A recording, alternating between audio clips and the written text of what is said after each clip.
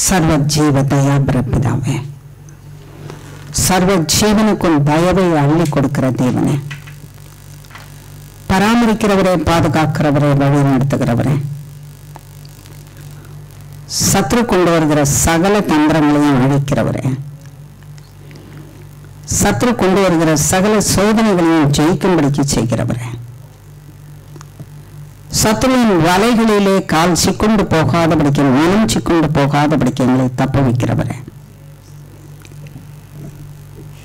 சிக்கொண்டு போகிறதற்கு முன்னதாக எச்சரிக்கிற தேவனே, இவைகள் எல்லாவற்றையும் மீறி எங்களுக்கு கொடுத்த எங்களுக்கு எப்படி நன்மை செய்கிறீர் என்றால், நான் உனக்கு நித்திய ஜீவனை கொடுப்பேன் என்று வாக்கு பண்ணியிருக்கிறேன் சொன்னீரப்பா. இந்த நித்திய ஜீவனை யாருமே கொடுக்க முடியாது சுவாமி. பரலோக வாழ்வை யாருமே வாக்கு பண்ண முடியாதப்பா. இங்கே இருக்கிற சிறந்த ஊழியக்காரர் ஆனாலும் சரி, சிறந்த விசுவாசி ஆனாலும் சரி, சிறந்த நீதிமானானாலும் சரி, சிறந்த பரிசுத்தவானானாலும் சரி, உனக்கு நான் நித்திய ஜீவனை வாக்கு பண்ணுகிறேன், நீ பரலோகத்துக்கு போய் சேருவ சொல்லவே முடியாது சுவாமி.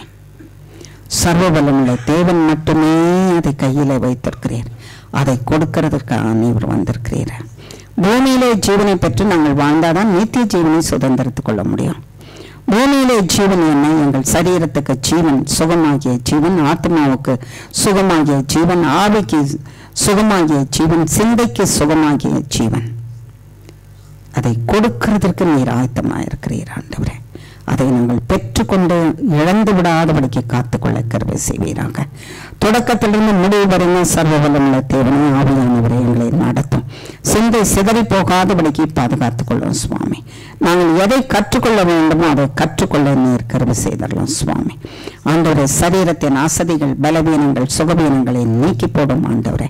ஸ்திரப்படுத்தி பலப்படுத்தி நிலை நிறுத்துவீராக ஜீவனுள்ள தேவனே. இவர்கள் விட்டு வந்திருக்கிற குடும்பங்கள், பிள்ளைகள், ஆங்காங்கே ஆண்டவரே, தொழில்கள், அவர்களுடைய வியாபார ஸ்தலங்கள், வேலை ஸ்தலங்கள் சகலவற்றையும் நீர் பொறுப்படுத்திக் கொள்ளும்.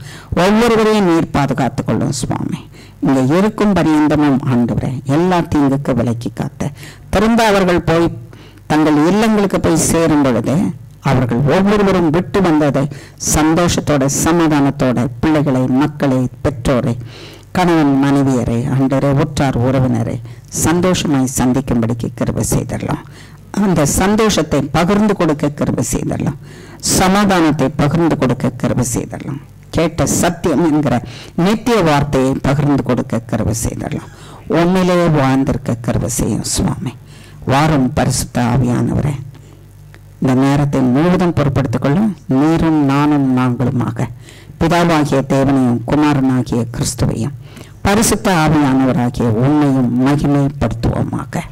இயேசு கிறிஸ்துவின் மூலம் செபிக்கிறோம் பிதாவே. ஆமேன், ஆமேன், ஆமேன். கர்த்தருக்குள்ள அருமையானவர்களே, மறந்து போகிறதுக்கு முந்தைய ஒரு காரியம் சொல்கிறேன். இன்றைக்கி நாங்கள் ஒரு காரியத்தை நிமித்தமாக சீக்கிரமாக போனோம். தயவுசெய்து எல்லாரும் என்னோட கூட ஒத்துழைச்சு சரியா? சீக்கிரமாக நீங்கள் எங்கேயும் போயிட்டு நீங்கள் வர்றதுக்காக காத்திருக்காதபடிக்கு, வந்தாலும் காரியங்களை சீக்கிரமாக சொல்லி நம்ம ஜெபிச்சுட்டு எனக்கு ஒரு உதவி செய்யுங்க சரியா? ஐயோ, அதுக்கு கூட பதில் இல்லையா? நாங்கள் இன்னைக்கு 3 மணிக்கு அனுப்பலாம், விடியற்காலம் 3 மணிக்கு அனுப்பலாம்னு நினச்சிட்டு வந்தோம். இப்படி சொல்லிட்டீங்களேன்னு அது கூட வார்த்தையே கிடையாதா? இன்னைக்கு சாயந்தரமா பிரதர்? இன்னைக்கா பிரதர் சொன்ன வார்த்தை என்ன செய்யணும்? ஆம் என்றும் ஆமேன் என்றும் எல்லாரும் என்ன பண்ணணும்? நடத்திக்கணும் சரியா? 5 நிமிஷம் பாதி வாயில ஆணி இருக்கும்போது அனுப்பிடணும். 5வது நிமிஷத்துக்கு மென்ன வந்து என்ன பண்ணிக்கணும்? அவங்களே சொல்லிட்டு போயிடணும். செய்திடலாமா? அதுக்கு தான் கொஞ்சம் சந்தேகம். சரி, கர்த்தருக்குள்ள அருமையானவர்களை, கர்த்தராகிய தேவன் கடந்த வாரம் நம்மோட பேசின பகுதி என்ன? வருவேன். Price B to God. 2-3 ஆத்துமாக்கள் சொன்னாங்க. சில ஆத்துமாக்கள் சொல்றதுக்கு சங்கடப்பட்டு இருந்தாங்களா என்னன்னு தெரியல. சரி, அதில் நான் மட்டும்தான் சொன்னேன். சரி, நான் உங்களை விடேன். என் பகுதி என்ன? யோவான் 18. வாசிக்கலாமா? வாசிங்கலாம்.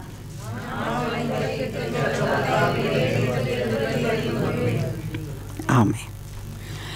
நான் உங்களை திக்கற்றவர்களாக விடேன், உங்களிடத்துல வருவேன் என்று சொன்னார். அந்த நான் ஒவ்வொரு பகுதியை நம்ம ஆராய்ந்து பார்த்து அதன் சத்தியத்தை அறிந்து கொள்ள வேண்டும் என்று கர்த்தர் விரும்பினதுனால, முதலாவது நான் உங்களை திக்கற்றவர்களாக விடமாட்டேன்னு சொன்னவர் எப்படிப்பட்டவர், அவர் எப்படிப்பட்டவர் என்றதை தெரிஞ்சுக்கிட்டாதான் என்ன செய்ய முடியும்? நம்பலாம். அவர் நம்ம விட மோசமானவராக இருந்தா அவரை எப்படி நம்புறது இல்லையா? இப்ப நான் உங்கள்கிட்ட சொன்னேன், பயப்படாதவங்கள், நான் உங்களோட கூட இருக்கிறேன், உங்களை திக்கற்றவர்களா விட மாட்டேன்னு சொன்னா, சொல்லி முடிச்ச உடனே என்ன செய்வீங்க நீங்க? இவங்களுக்கு மோத்தம் வேணும். இவங்க நம்ம பார்த்து என்ன சொல்லிட்டு இருக்காங்க? பயப்படாதீங்க, திக்கற்றவர்களா இருக்காதீங்க, நான் இருக்கிறேன்னு சொல்றாங்க. இவங்க கதையை பாருங்க. சொல்லுவீங்களா மாட்டீங்களா? சொல்ல மாட்டீங்களா? சொல்லுவீங்க. மனுஷனுக்கு மனுஷன் ஒருவனையும் திக்கற்றவர்களாய் நான் விடமாட்டேன்னு சொல்லவே முடியாது. நல்லா யோசித்து பாருங்க. நல்ல வயசு காலத்துல கூட பெற்றோர் இருப்பாங்க.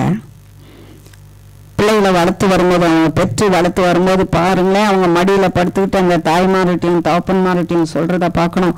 அம்மா, உன்னை விட்டு நான் பிரிஞ்சே போக மாட்டேம்மா, அப்பா நான் உன்னை விட்டு பிரிஞ்சே போக மாட்டேம்மா. டாய்லெட் போனா கூட வாசல்ல என்ன பண்ணிட்டு இருப்பாங்க? அங்க அப்படியே நின்றுட்டு இருப்பாங்க, தட்டிக்கிட்டே நின்றுட்டு இருப்பாங்க. நான் போகவே மாட்டேன். ஸ்கூலுக்கு போனாலும் பிள்ளைங்க அழறது எதுக்காக தான் அழுது? அம்மா விட்டு பிரிஞ்சு போகக்கூடாது. அம்மா கொண்டு போய் ஸ்கூல்ல விட்டாலாம், அதனால அப்பா வந்த உடனே அப்பாட்ட போய் என்ன செய்வாங்க? அன்பாவா சொல்லுவாங்க. கம்ப்ளைண்ட். யார் மேல கம்ப்ளைண்ட்? அம்மா மேல. அப்பா நீங்க பாருங்க, நேரம் என்ன ஸ்கூலுக்கு போகணும்னு சொல்லாம நீங்க எங்க போறீங்க? ஆபீஸ்க்கு போறீங்க. இந்த அம்மா இருக்கிறாள வீட்டுல முழு நேரம் படின்றா, எழுதுங்கிறா, பாடத்தை எழுதுன்றா, பரீட்சைக்கு ஆயத்த பண்ணுங்கிறா, சாப்பிடுன்றா, குளிங்கிறா, படி நேரத்துக்குன்னு சொல்றா, ஸ்கூலுக்கு போன்ற கொண்டு போய் அங்க விட்டு வரா. ஐயோ, என்ன கொடுமை! எனக்கு காலையில இருந்து ராத்திரி வரைக்கும் கொடுமை யார்கிட்ட தான் இருக்குது? அம்மாட்ட தான் இருக்குது. அப்ப உன்ன மாதிரி நல்ல ஒரு தகப்பனை நான் பார்த்ததே இல்லை.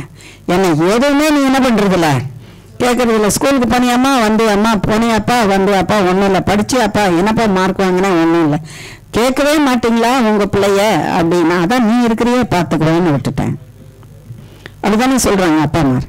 நீ எதுக்கு இருக்கிற, நீ பார்க்குறல்ல, தாய் பார்த்துட்டு இருக்கிறிய, நான் வேற கூட சேர்ந்து ஏன் தோண்டணும்? 2 தோண்டல் சேர்ந்தா 2 காயம் வந்துடும், நீயே பார்த்துக்க. அதனால அப்பாவை போல நல்லவங்க யாருமே இல்லை. இந்த உறவு முறை வர வர வர வர வளர்ந்து வர பாருங்க, கல்யாணம் ஆன பிறகு உன்னை விட்டு போக மாட்டோம்மா, நீங்க எப்படிம்மா அப்பா, நீங்க எப்படிப்பா, நீங்க உங்க மார்பு எவ்வளோ நல்ல மார்பு அப்பா, இந்த அப்பாவை விட்டு போக மாட்டேன்னு சொன்னதெல்லாம் கடைசியில் முள்ளா போயிடுது இல்ல? அன்பெல்லாம் என்ன செய்யுது? முள்ளா போயிடுது. அவங்க அதே அப்பாவா தான் இருப்பாங்க, அவங்க அதே அம்மாவா தான் இருப்பாங்க.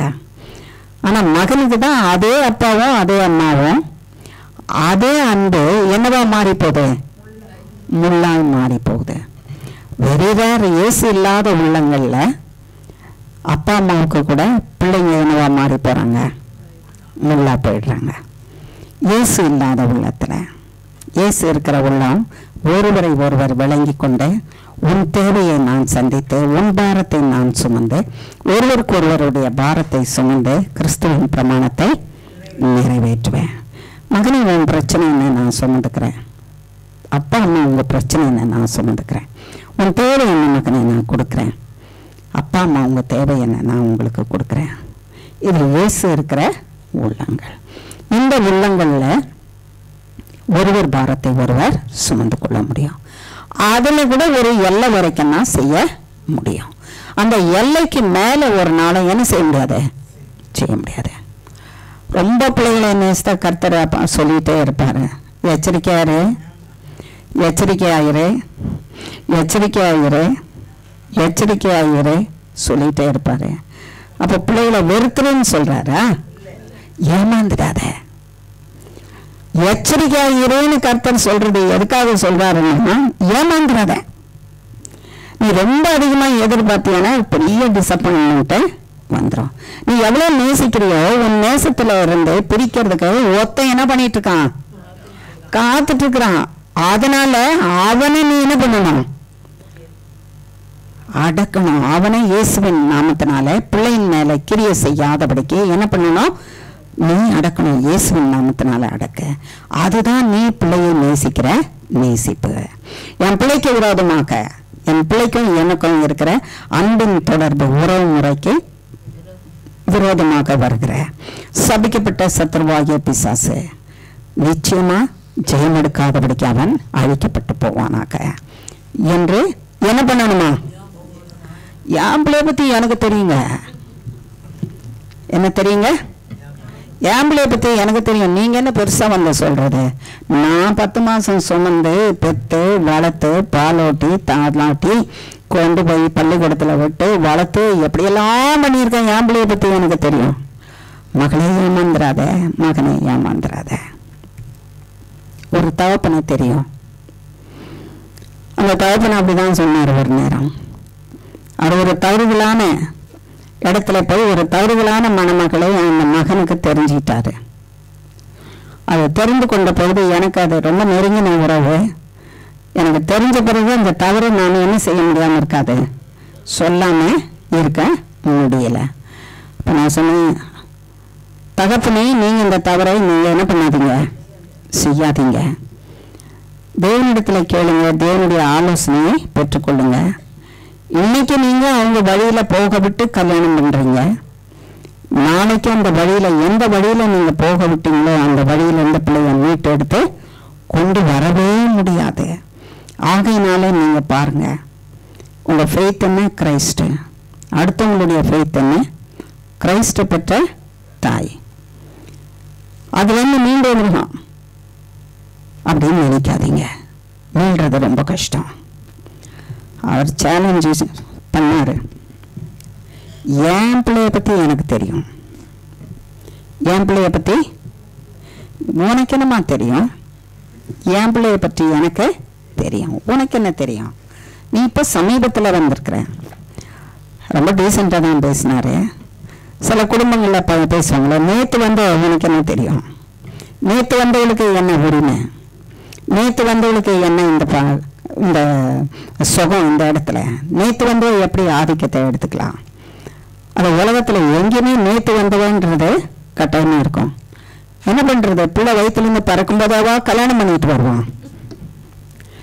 பறக்கும்போது கல்யாணம் பண்ணிட்டு வருவானா? ஒரு பொண்ணை கையிலேயே பிடிச்சிட்டு வருவானா? ஒரு பொண்ணை கையில பிடிச்சிட்டு வந்தா அது தங்கச்சியா இருக்கும் ஒரே கர்ப்பத்திலிருந்து வெளியே வரும்போது. அது வளர்ந்து ஆளாகி அது திருமணம் செய்தாதானே, அப்புறம் அது வரைக்கும் காத்திருக்கணும் இல்ல. அது நேற்று தானே வரும், பறக்கும்போது வரும், வராது. எப்படி சத்தியமே தெரியாதபடிக்கு பொய்ய பேசுறாங்க பாருங்க மனுஷர். அது பொய்ய பேசிதான் நீ நேற்று வந்தவ, நீ நேற்று வந்தவ, உனக்கு என்ன? நேற்று வந்தவளுக்கு இங்க எல்லாம் செய்யறதுக்கு அதிகாரம் இருக்குது. நீ தான் சமைக்கணும், நீ தான் காஃபி வைக்கணும், நீ தான் டிஃபன் பண்ணணும், நீ தான் துணியை துவைக்கணும், நீ தான் வீட்டை சுத்தம் பண்ணணும், நீ தான் எல்லாம் பண்ணணும். எல்லாம் நீ தேவதூதன் மாதிரி எனக்கு எல்லாமே இருக்கணும். ஆனா உரிமை மட்டும் உனக்கு இல்லை. ஏன்? நேற்று வந்த. நேற்று வந்தவளுக்கு பொறுப்புகள் எல்லாம் இருக்கும், இன்சார்ஜஸ் எல்லாம் இருக்கும். ஆனா பொறுப்புகள் கிடையாது, டிசிஷன் இருக்காது. இதெல்லாம் யாரு கொடுத்த ஆலோசனைகள்? பிசாசு கொடுக்கிற ஆலோசனைகள். நல்ல சிந்தைகள் உள்ளத்துல இராதபடிக்கு செய்கிற சத்ருவினுடைய ஆலோசனை, பிசாசனுடைய ஆலோசனைகள். சரி, அது ஒரு புறம் இருக்கட்டும். ஏன் கர்த்தர் பேசுறாருன்னு தெரியல. இப்படி பேச்சு யாராவது வாங்கி இருந்தீங்கன்னா தைரியமா இருங்க, கர்த்தர் உங்களோட இருக்கிறாரு. அப்படிதான் உலகம் பேசும். ஆனா ஏசாமி பேச மாட்டாரு. யாராவது பேசியிருப்பீங்களான்னா தயவு செய்து அந்த பேச்சில் இருந்து என்ன பண்ணிடுங்க, வெளியில வந்துருங்க. அந்த இது உங்கள் பார்வையில் மிகவும் குற்றமாக இருக்குமானால் நான் இதை செய்யாமல் இருப்பேனாக. மருமகளானாலும் அப்படிதான், சில நேரம் மருமகனானாலும் அப்படிதான். நேற்று வந்து அவனுக்கு என்ன இருக்குது, அமைதியா இருக்க சொல்லு. நாங்க தான் என்ன பண்ணுவோம், குதிரை லாயத்தை போட்டு என்ன செய்வோம், ஓட்டிக்கிட்டு இருப்போம். ஆகையினால நேற்று வந்தவர்கள் எப்பொழுதுமே நேற்று வந்தவர்கள் தான். நேற்று வந்தவர்கள் பிள்ளை பிறக்கிறதுக்கு முந்தைய கர்த்தர் என்ன பண்ணியிருக்கிறாரு, முன்குறிச்சு வச்சிருக்கிறாரு. யாராவது அதை உணர்ந்திருக்காங்களா?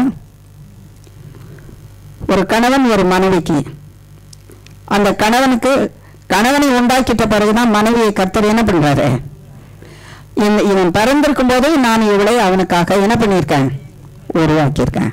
நேற்று வந்ததா இல்ல ஆதியிலே வந்ததா? தேவ சித்தத்தின் மடி. ஆமா. அதே போல ஒரு மனைவிக்கு அந்த கணவன், அவ பிறக்கும் போதே உனக்கு, நீ பிறக்கிறதுக்கு முன்பே நான் உனக்கு ஒரு கணவனை என்ன பண்ணியிருக்கேன்? முன் குறித்து சிருஷ்டித்து வைத்திருக்கிறேன். இதெல்லாம் தேவன் முன் குறித்தது. நேற்று வந்தவங்க இல்ல, நான் பிறக்கிறதுக்கு முந்தையே என்னுடைய திட்டங்கள் தேவனுடைய சிந்தையிலே உருவாக்கப்பட்டு அவருடைய திட்டத்தினால உருவாக்கப்பட்டிருக்கிறேன். அவர் யாரு? நான் சிருஷ்டித்தவராகிய நான், உன்னை உருவாக்கினவராகிய நான், உனக்கு திட்டத்தை தீட்டி வைத்திருக்கிறவராகிய நான், நீ எங்கே இருக்க வேண்டும் என்று தீர்மானம் செய்திருக்கிறேன் நான், நீ எப்படி வாழ வேண்டும் என்று வகுத்து வைத்திருக்கிறேன் நான், எல்லாவற்றையும் செய்திருக்கிறவர் நான். நான் எல்லாவற்றையும் உனக்காக செய்திருக்கிறதுனால உனக்கு நன்மையே இல்லாமல் என்ன செய்ய மாட்டேன்?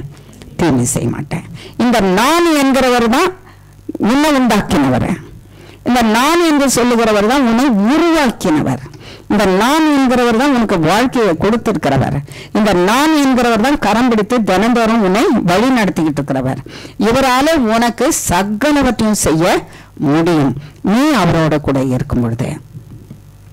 ஆகையினால இந்த நான் என்று சொல்லுகிற சர்வ வல்லமுள்ள தேவன் பேரில் உங்களுடைய நம்பிக்கையும் விசுவாசமும் என்றைக்கும் என்ன செய்யணும்? உறுதியாக இருக்க வேண்டாம். அந்த நான் என்கிற சர்வ வல்லமுள்ள தேவன் பேரில உங்கள் நம்பிக்கை இல்லாமல் போகுமானால் பரிதவிக்கப்பட்ட ஜனமாக இருப்போம். அதான் திக்கற்ற நிலைமை. நான் என்கிறவர் சர்வ வல்லமுள்ள தேவன் எனக்கு என்னோட இருக்கிறார் என்கிற நம்பிக்கை நமக்குள்ள இல்லாமல் போய்விடுமானால் திக்கற்றவர்களுடைய நிலைமை. நான் இருக்கிறேன் உனக்கு பயப்படாதேன்னு சொன்னவர் எனக்குள்ள ஒவ்வொரு நாளும் என்ன பண்ணிட்டு இருக்கணுமா? பேசிக்கிட்டே இருக்கணும். நான் என்று சொன்னவர் என்கிட்ட பேசிட்டே இருக்கணும். அன்னைக்கு ஒரு தகப்பன் சொன்னார் நான் சொல்லி, எனக்கு மகனை பத்தி எனக்கு தெரியும்னு சொன்னாரு. திருமணமான பிறகு இன்றைக்கு வரைக்கும் அந்த மகன் திரும்பவே இல்லை. வருஷங்கள் 50 வருஷங்களுக்கு மேலாக கடந்து போயிருக்கோம். ஆத்மா அழிந்து போயிற்று. எனக்கு தெரியும், என்னை சிருஷ்டித்தவருக்கு என்னை பற்றி தெரியும். என்னை சிருஷ்டித்தவர் சிலவற்றை செய் என்று எழுதி வைத்திருக்கிறார். அதை நான் என்ன பண்ணணும்? செய்யணும். என்னை சிருஷ்டித்தவர் என்னோடு கூட இருக்கிறவர், பயப்படாதே என்று சொன்னவர், உன்னை திக்கற்றவர்களாய் விடமாட்டேன்னு சொன்னவர், அவர் என்னோட கூட இருந்து எனக்கு எல்லா காரியத்தையும் செய்யணும்னா அவர் செய் என்று இதில் எழுதி வைத்திருக்கிறத நான் என்ன செய்யணும்? செய்யணும். செய்யாதே என்று சொன்னதை நான் 2 மடங்கு ஜாக்கிரதையாக இருந்து செய்யாமல் இருக்கணும். 2 மடங்கு ஜாக்கிரதையாக இருந்து செய்யாமல் இருக்கணும். நான் செய்யாதே என்று சொன்னதை செய்துவிட்டு தேவன் எனக்கு என்ன செய்தார் என்று சொல்வாயானால் உள்ளதிலேயே நீ பரிதவிக்கப்பட்ட நிலைமையில இருப்பான். எதை தேவன் செய்யாதேன்னு சொல்லி இருக்கிறாரோ, நீ செய்ய நினைக்கிறது, நீ செய்ய தொடங்குகிறது, நீ செய்து கொண்டிருக்கிற கிரியை வேதத்தை எடுத்து வாசித்து பாரு. அதுல சரியா இருக்குதான். இது முறைக்கல். இதை எடுத்து உரசி பாரு, அது சரியாக இருக்கணும்னால் கர்த்தருக்கு ஏற்ற காரியத்தை நான் செய்கிறேன்னு சொல்லு. இல்லாட்டா நீ சுயமாய் உன்னுடைய காரியத்தை நான் செய்கிறேன் என்று தீர்மானம் பண்ணாயானால் நிச்சயமாக நீ பரிதவிக்கப்பட்ட நிலைமை. ஏனென்றால் உனக்கு துணை நிற்கிற அந்த ஒருத்தர் கூட உனக்கு துணை நிற்க முடியாது. உனக்கு துணை நிற்கிறவர் ஒருத்தர் தான். உன்னை சிருஷ்டித்தவரும் உன்னை உருவாக்கினவரும் சர்வ வல்லமை உள்ளவரும் மகத்துவம் உள்ளவரும் வானத்தையும் பூமியும் உனக்காக சிருஷ்டித்து வைத்திருக்கிறவரும் ஆகிய அவர் உனக்கு துணை நிற்கிறவர். அவர் வேண்டாம் அவர் விரும்பாத காரியத்தை நீ செய்வாயானால் அவர் உன்னை என்ன பண்ணுவாரு? கைவிட்டுட்டு போயிடுவாரு. அப்போ உனக்கு எல்லாரும் இருந்தாலும் கூட நீ திக்கற்றவன். உன் தேவன் உன்னோடு கூட இராவிட்டால் நீ திக்கற்றவன். உன் தேவன் உன்னோடு கூட இராவிட்டால் நீ திக்கற்றவள். நான் என்கிறவர் எப்படிப்பட்டவர்? உனக்காக சகலவற்றையும் செய்கிறவர். என்னென்ன காரியங்களை நான் உனக்காக செய்வேன் என்பதை தொடர்ந்து நாம தியானிக்க முடியும் கர்த்தருடைய கிருபையினால. ஆகையினாலே கர்த்தர் கொடுக்கிற நாட்களிலே, ஜீவனை கொடுக்கிற நாட்களிலே கர்த்தர் சொல்லும்போது நான் என்கிறவர் உனக்காக என்னென்ன செய்ய முடியும் என்பதை அவர் சொல்லுகிறதை நாம் தியானிக்க போகிறோம். இந்த நான் என்பவருடைய மகன் நானே, இந்த நான் என்பவருடைய மகள் நானே என்கிற நம்பிக்கையை மட்டும் முதலாவது நீங்க என்ன பண்ணுங்க, உள்ள கொண்டு வாங்க. நான் எப்படியோ தெரியாம நானே பறந்துட்ட மாதிரி, நானே என் தாயின் தகப்பனிடத்திலே பிறந்த மாதிரி, நானே வளர்ந்து கொண்ட மாதிரி, நானே இதுவரையும் காரியங்களை நடத்தி கொண்ட மாதிரி, நானே காரியங்களை எனக்காக வாழ்க்கை பண்ணி கொண்டு இருக்கிற மாதிரி நினைச்சு கொண்டிருக்கிற நான் சிலர் நான் என்பது தவறி போச்சு, எனக்கு முடியல அப்படின்னு சொல்லும் போது எங்க அப்பா பண்ண வேலைங்க அது, எங்க அம்மா பண்ண வேலை. யார் பேரிலையாவது என்ன பண்ணணும், படிய போட்டணும். ஆனா நம்ம என்ன மறந்துடணும், யார் பண்ணாலும் என் தேவன் என்னை சிருஷ்டித்தவர், என்னை உருவாக்கினவர், எனக்கு எல்லாவற்றையும் கொடுத்திருக்கிறவர், என்னிடத்துல வேலையை கொடுத்திருக்கிறவர், என்னிடத்துல சம்பாத்தியத்தை கொடுத்திருக்கிறவர், என்னிடத்துல ஐஸ்வர்யத்தை கொடுத்திருக்கிறவர், என்னிடத்துல மனைவியை கொடுத்திருக்கிறவர், என்னிடத்துல கணவனை கொடுத்திருக்கிறவர், என்னிடத்துல பிள்ளைகளை கொடுத்திருக்கிறவர். ஒருவர் இருக்கிறார், அவர் என்னோட கூட இருக்கிறார் என்றால் என்னுடைய காரியம் கோணலாய் போனாலும் அவர் என்ன பண்ணுவாரு. ஆகையினாலே நான் என்று சொல்லுகிற சர்வ வல்லமையுள்ள தேவன் உன் கோணலானதை எல்லாம் என்ன செய்வார், சபையாக்குவார். ஆகையினாலே நீ கோணலா போச்சு ஐயோ கோணலா போச்சுன்னு நீ சொல்லிட்டு இருந்தியானா உன் தேவனிடத்துல நீ எப்பொழுது போவது, அவர் உனக்காக வகுத்து வைத்திருக்கிறதை நீ எப்பொழுது அறிந்து கொள்வது, அவர் உனக்காக திட்டம் தீட்டி இருக்கிறதை நீ எப்பொழுது தெரிந்து கொள்வாய், நீ திட்டம் தீட்டி இருக்கிறதை எப்பொழுது பெற்றுக்கொள்வாய் அவர் கரத்துல இருக்கிறதை. நீ கோணலா போச்சு, இது தவறுகளா போச்சு, அது கோணலா போச்சு, இது பசகி போச்சு என்று சொல்லிக் கொண்டிருப்பாயானால் உன்னை சிருஷ்டித்தவர் எங்கே உனக்கு துணை நிற்கிறவர் எங்கே உன்னை திக்கற்றவராய் விடேன் என்று சொன்னவர் எங்கே உன்னை சிருஷ்டித்தவரும் இதுவரையும் உருவாக்கி உன் கடைசி மூச்சு இருக்கும் வரையும் உன்னை வழி நடத்துகிறவர் எங்கே போனார் நீ ஏன் அவர் இல்லாதவரை போல, திக்கற்றவனாய் விட்டவனை போல, திக்கற்றவனாய் விடப்பட்டவளை போல எப்படி காரியங்கள், எப்படி கோணல் எப்படி சரியாகும் என்று தனித்துக் கொண்டிருக்க வேண்டிய அவசியம் என்ன என்று கர்த்தராகிய தேவன் கேட்கிறார். ஏன் எதற்காக நான் உங்களை திக்கற்றவர்களாக உன்னை உருவாக்கினவர், உனக்கு துணை நிற்கிறவர், உன்னை சிருஷ்டித்தவர், உன்னை உருவாக்கினவர், நான் உனக்கு துணை நிற்கிறேன். என்னாலும் உனக்கு செய்ய முடியாத காரியம் ஒன்றுமில்லை. உன் கோணலானதை எல்லாம் சரியாக்குகிற தேவன் அது ஏன் சரியாகாம இருக்குது, நீ இன்னமும் என்ன செய்யல, விசுவாசிக்கல, நீ இன்னும் என்னிடத்துல வரல. என்னையே மறந்து ஒரு தூரத்துல ஒரு ஷோகேஸ்ல என்னை வச்சிருக்கிற கர்த்தரை, நீ தனியா சிருஷ்டிக்கப்பட்டது போல, நீ உன்னையே உருவாக்கி கொண்டது போல நீ நடந்து கொண்டிருக்கிறாய். ஆகையினால என்னை நீ எப்பொழுது அறிந்து கொள்வாயோ, என்னை நீ அறிந்து கொண்டு என்னை உருவாக்கி என்னை வளர்த்தவ தேவன், இப்படி ஆளாக்கி கொண்டு வந்திருக்கிற தேவன் என்பதை எப்பொழுது நீ அறிந்து கொள்வாயோ அப்பொழுதுதான் என் கை என்னுடைய கையை என்ன பண்ணியிருக்கோம், பிடிச்சிட்டு இருக்கோம். என் கை உன்னுடைய கையை பிடிச்சிட்டு இருக்கோம். இந்த கையை ஒருவரும் என்ன செய்ய முடியாது, விளக்க முடியாது. இந்த கை பிடிச்சிருக்கிற கையோட நாம நடந்து போனோம்னா தான் நித்திய பரவதிக்குள்ள போய் சேர முடியும், நித்திய ஜீவனுக்குள்ள போய் சேர முடியும். இல்லாவிட்டால் இந்த கையை நீ பிடிச்சுக்கல, உன்னை சிருஷ்டித்தவர் உன்னோட இருக்கிறார், நான் உன்னோட இருக்கிறேன், உனக்கு துணை நிற்கிறேன்றதை நீ மறந்துட்டியானா நீரே என்னை விட்டு வெளியே போயிட்டு திக்கில்லாதவனை போல தவித்து கொண்டே இருக்க வேண்டியதா இருக்கும். உள்ளத்துல எத்தனை வேதனை, உள்ளத்துல எத்தனை கவலை, உள்ளத்துல எத்தனை பயம், உள்ளத்துல எத்தனை வேதனை, எத்தனை கண்ணீர், எத்தனை நிரந்தரமான நிலைமை, எப்படி நான் சமாளிப்பேன், காரியங்கள் எப்படி நடக்கும்னு நினைச்சு கலங்கி போகிற நிலைமைகள் யாருடைய கரத்துல நீ இல்லை, உன்னை சிருஷ்டித்த சர்வ வல்லமையுள்ள தேவனுடைய கரத்துல நீ இல்லையே. உன்னுடைய தேவன் உன்னிடத்துல இருக்கிறார் என்பதை நீ அறிந்து கொள்ளக்கூடாதபடிக்கு உனக்கு ஓயாமல் துராலோசனை கொடுக்கிறவன் யாரு? சாத்தான். தேவன் என்னை உருவாக்கி என்னை சிருஷ்டித்து எனக்கு வாழ்க்கையை கொடுத்து எனக்கு ஒரு பாதையில நடந்து போகும்படிக்கு என்னை நடத்தி கொண்டிருக்கிறார். அவர் நடத்துகிற பாதையில கோணல் வருமானால் அவர்தான் அதை என்ன பண்ண முடியும், சரிப்படுத்த முடியும். அந்த கோணலை சரிப்படுத்துகிறவர் கருத்தை உடனே கோணலானதும் அவர் கையை விட்டுட்டு, எனக்கு சரிப்படுத்தலை நீங்க, நான் இப்படி நஷ்டமாயிடுச்சு, கோணல் வந்துருச்சு, நீங்க பாதையில கோணல் வரலாமா, நான் நடக்கிற பாதையில நீங்க தானே இருக்கிறீங்க, கோணலானது வரலாமா, கல்லு வரலாமா, மண்ணு வரலாமா, புல்லு வரலாமா, முள்ளு வரலாமா, அதுல பாம்பு வரலாமா, தேள் வரலாமா, இதெல்லாம் எப்படி வரலாம், நீங்க தானே எனக்கு வழி நடத்திட்டு இருக்கிறீங்கன்னு சொல்றேன். உனக்கு தான் நான் சொன்னேன், நான் தான் கூட இருக்கிறேன், நான் உன்னை விட்டு விலகுவதும் இல்லை, உன்னை கைவிடுவதும் இல்லை. நீ நடக்கிற பாதையில வர சிங்கத்தின் மேலே நீ என்ன பண்ணலாம், நடக்கலாம், மிதிக்கலாம். தேளை நீ என்ன பண்ணலாம், நடக்கலாம். சிங்கத்தின் மேலே நீ என்ன பண்ணலாம், ஐயோ நடக்கலாம். நாங்க ஏன் நடக்கணும் ஆண்டவரை, கடக்கிறோம் அப்படின்னு சொல்ற மாதிரி இருக்கு. சிங்கத்தின் மேல என்ன செய்யலாம், நடக்கலாம். பால சிங்கத்தின் மேல என்ன செய்யலாம், நடக்கலாம். வலு சர்ப்பத்தின் மேல என்ன செய்யலாம், நடக்கலாம். ஆனா நீங்க அது மேல நடக்கலன்னா அது உங்க மேல நடக்கும். நீங்க அது மேல நடக்கல, உங்க கால்கள் அதை மிதிக்கலன்னா அதனுடைய கால்கள் உங்களை என்ன செய்யும், மிதிக்கும். அதனுடைய வாய் உங்களை கவ்விக்கொள்ளும். ஆகையினால அதனுடைய சிக்கலிலே நீங்கள் சிக்கொண்டு போவீர்கள். சிங்கத்தின் வாயில அகப்பட்டவன் மீண்டு வர முடியாது.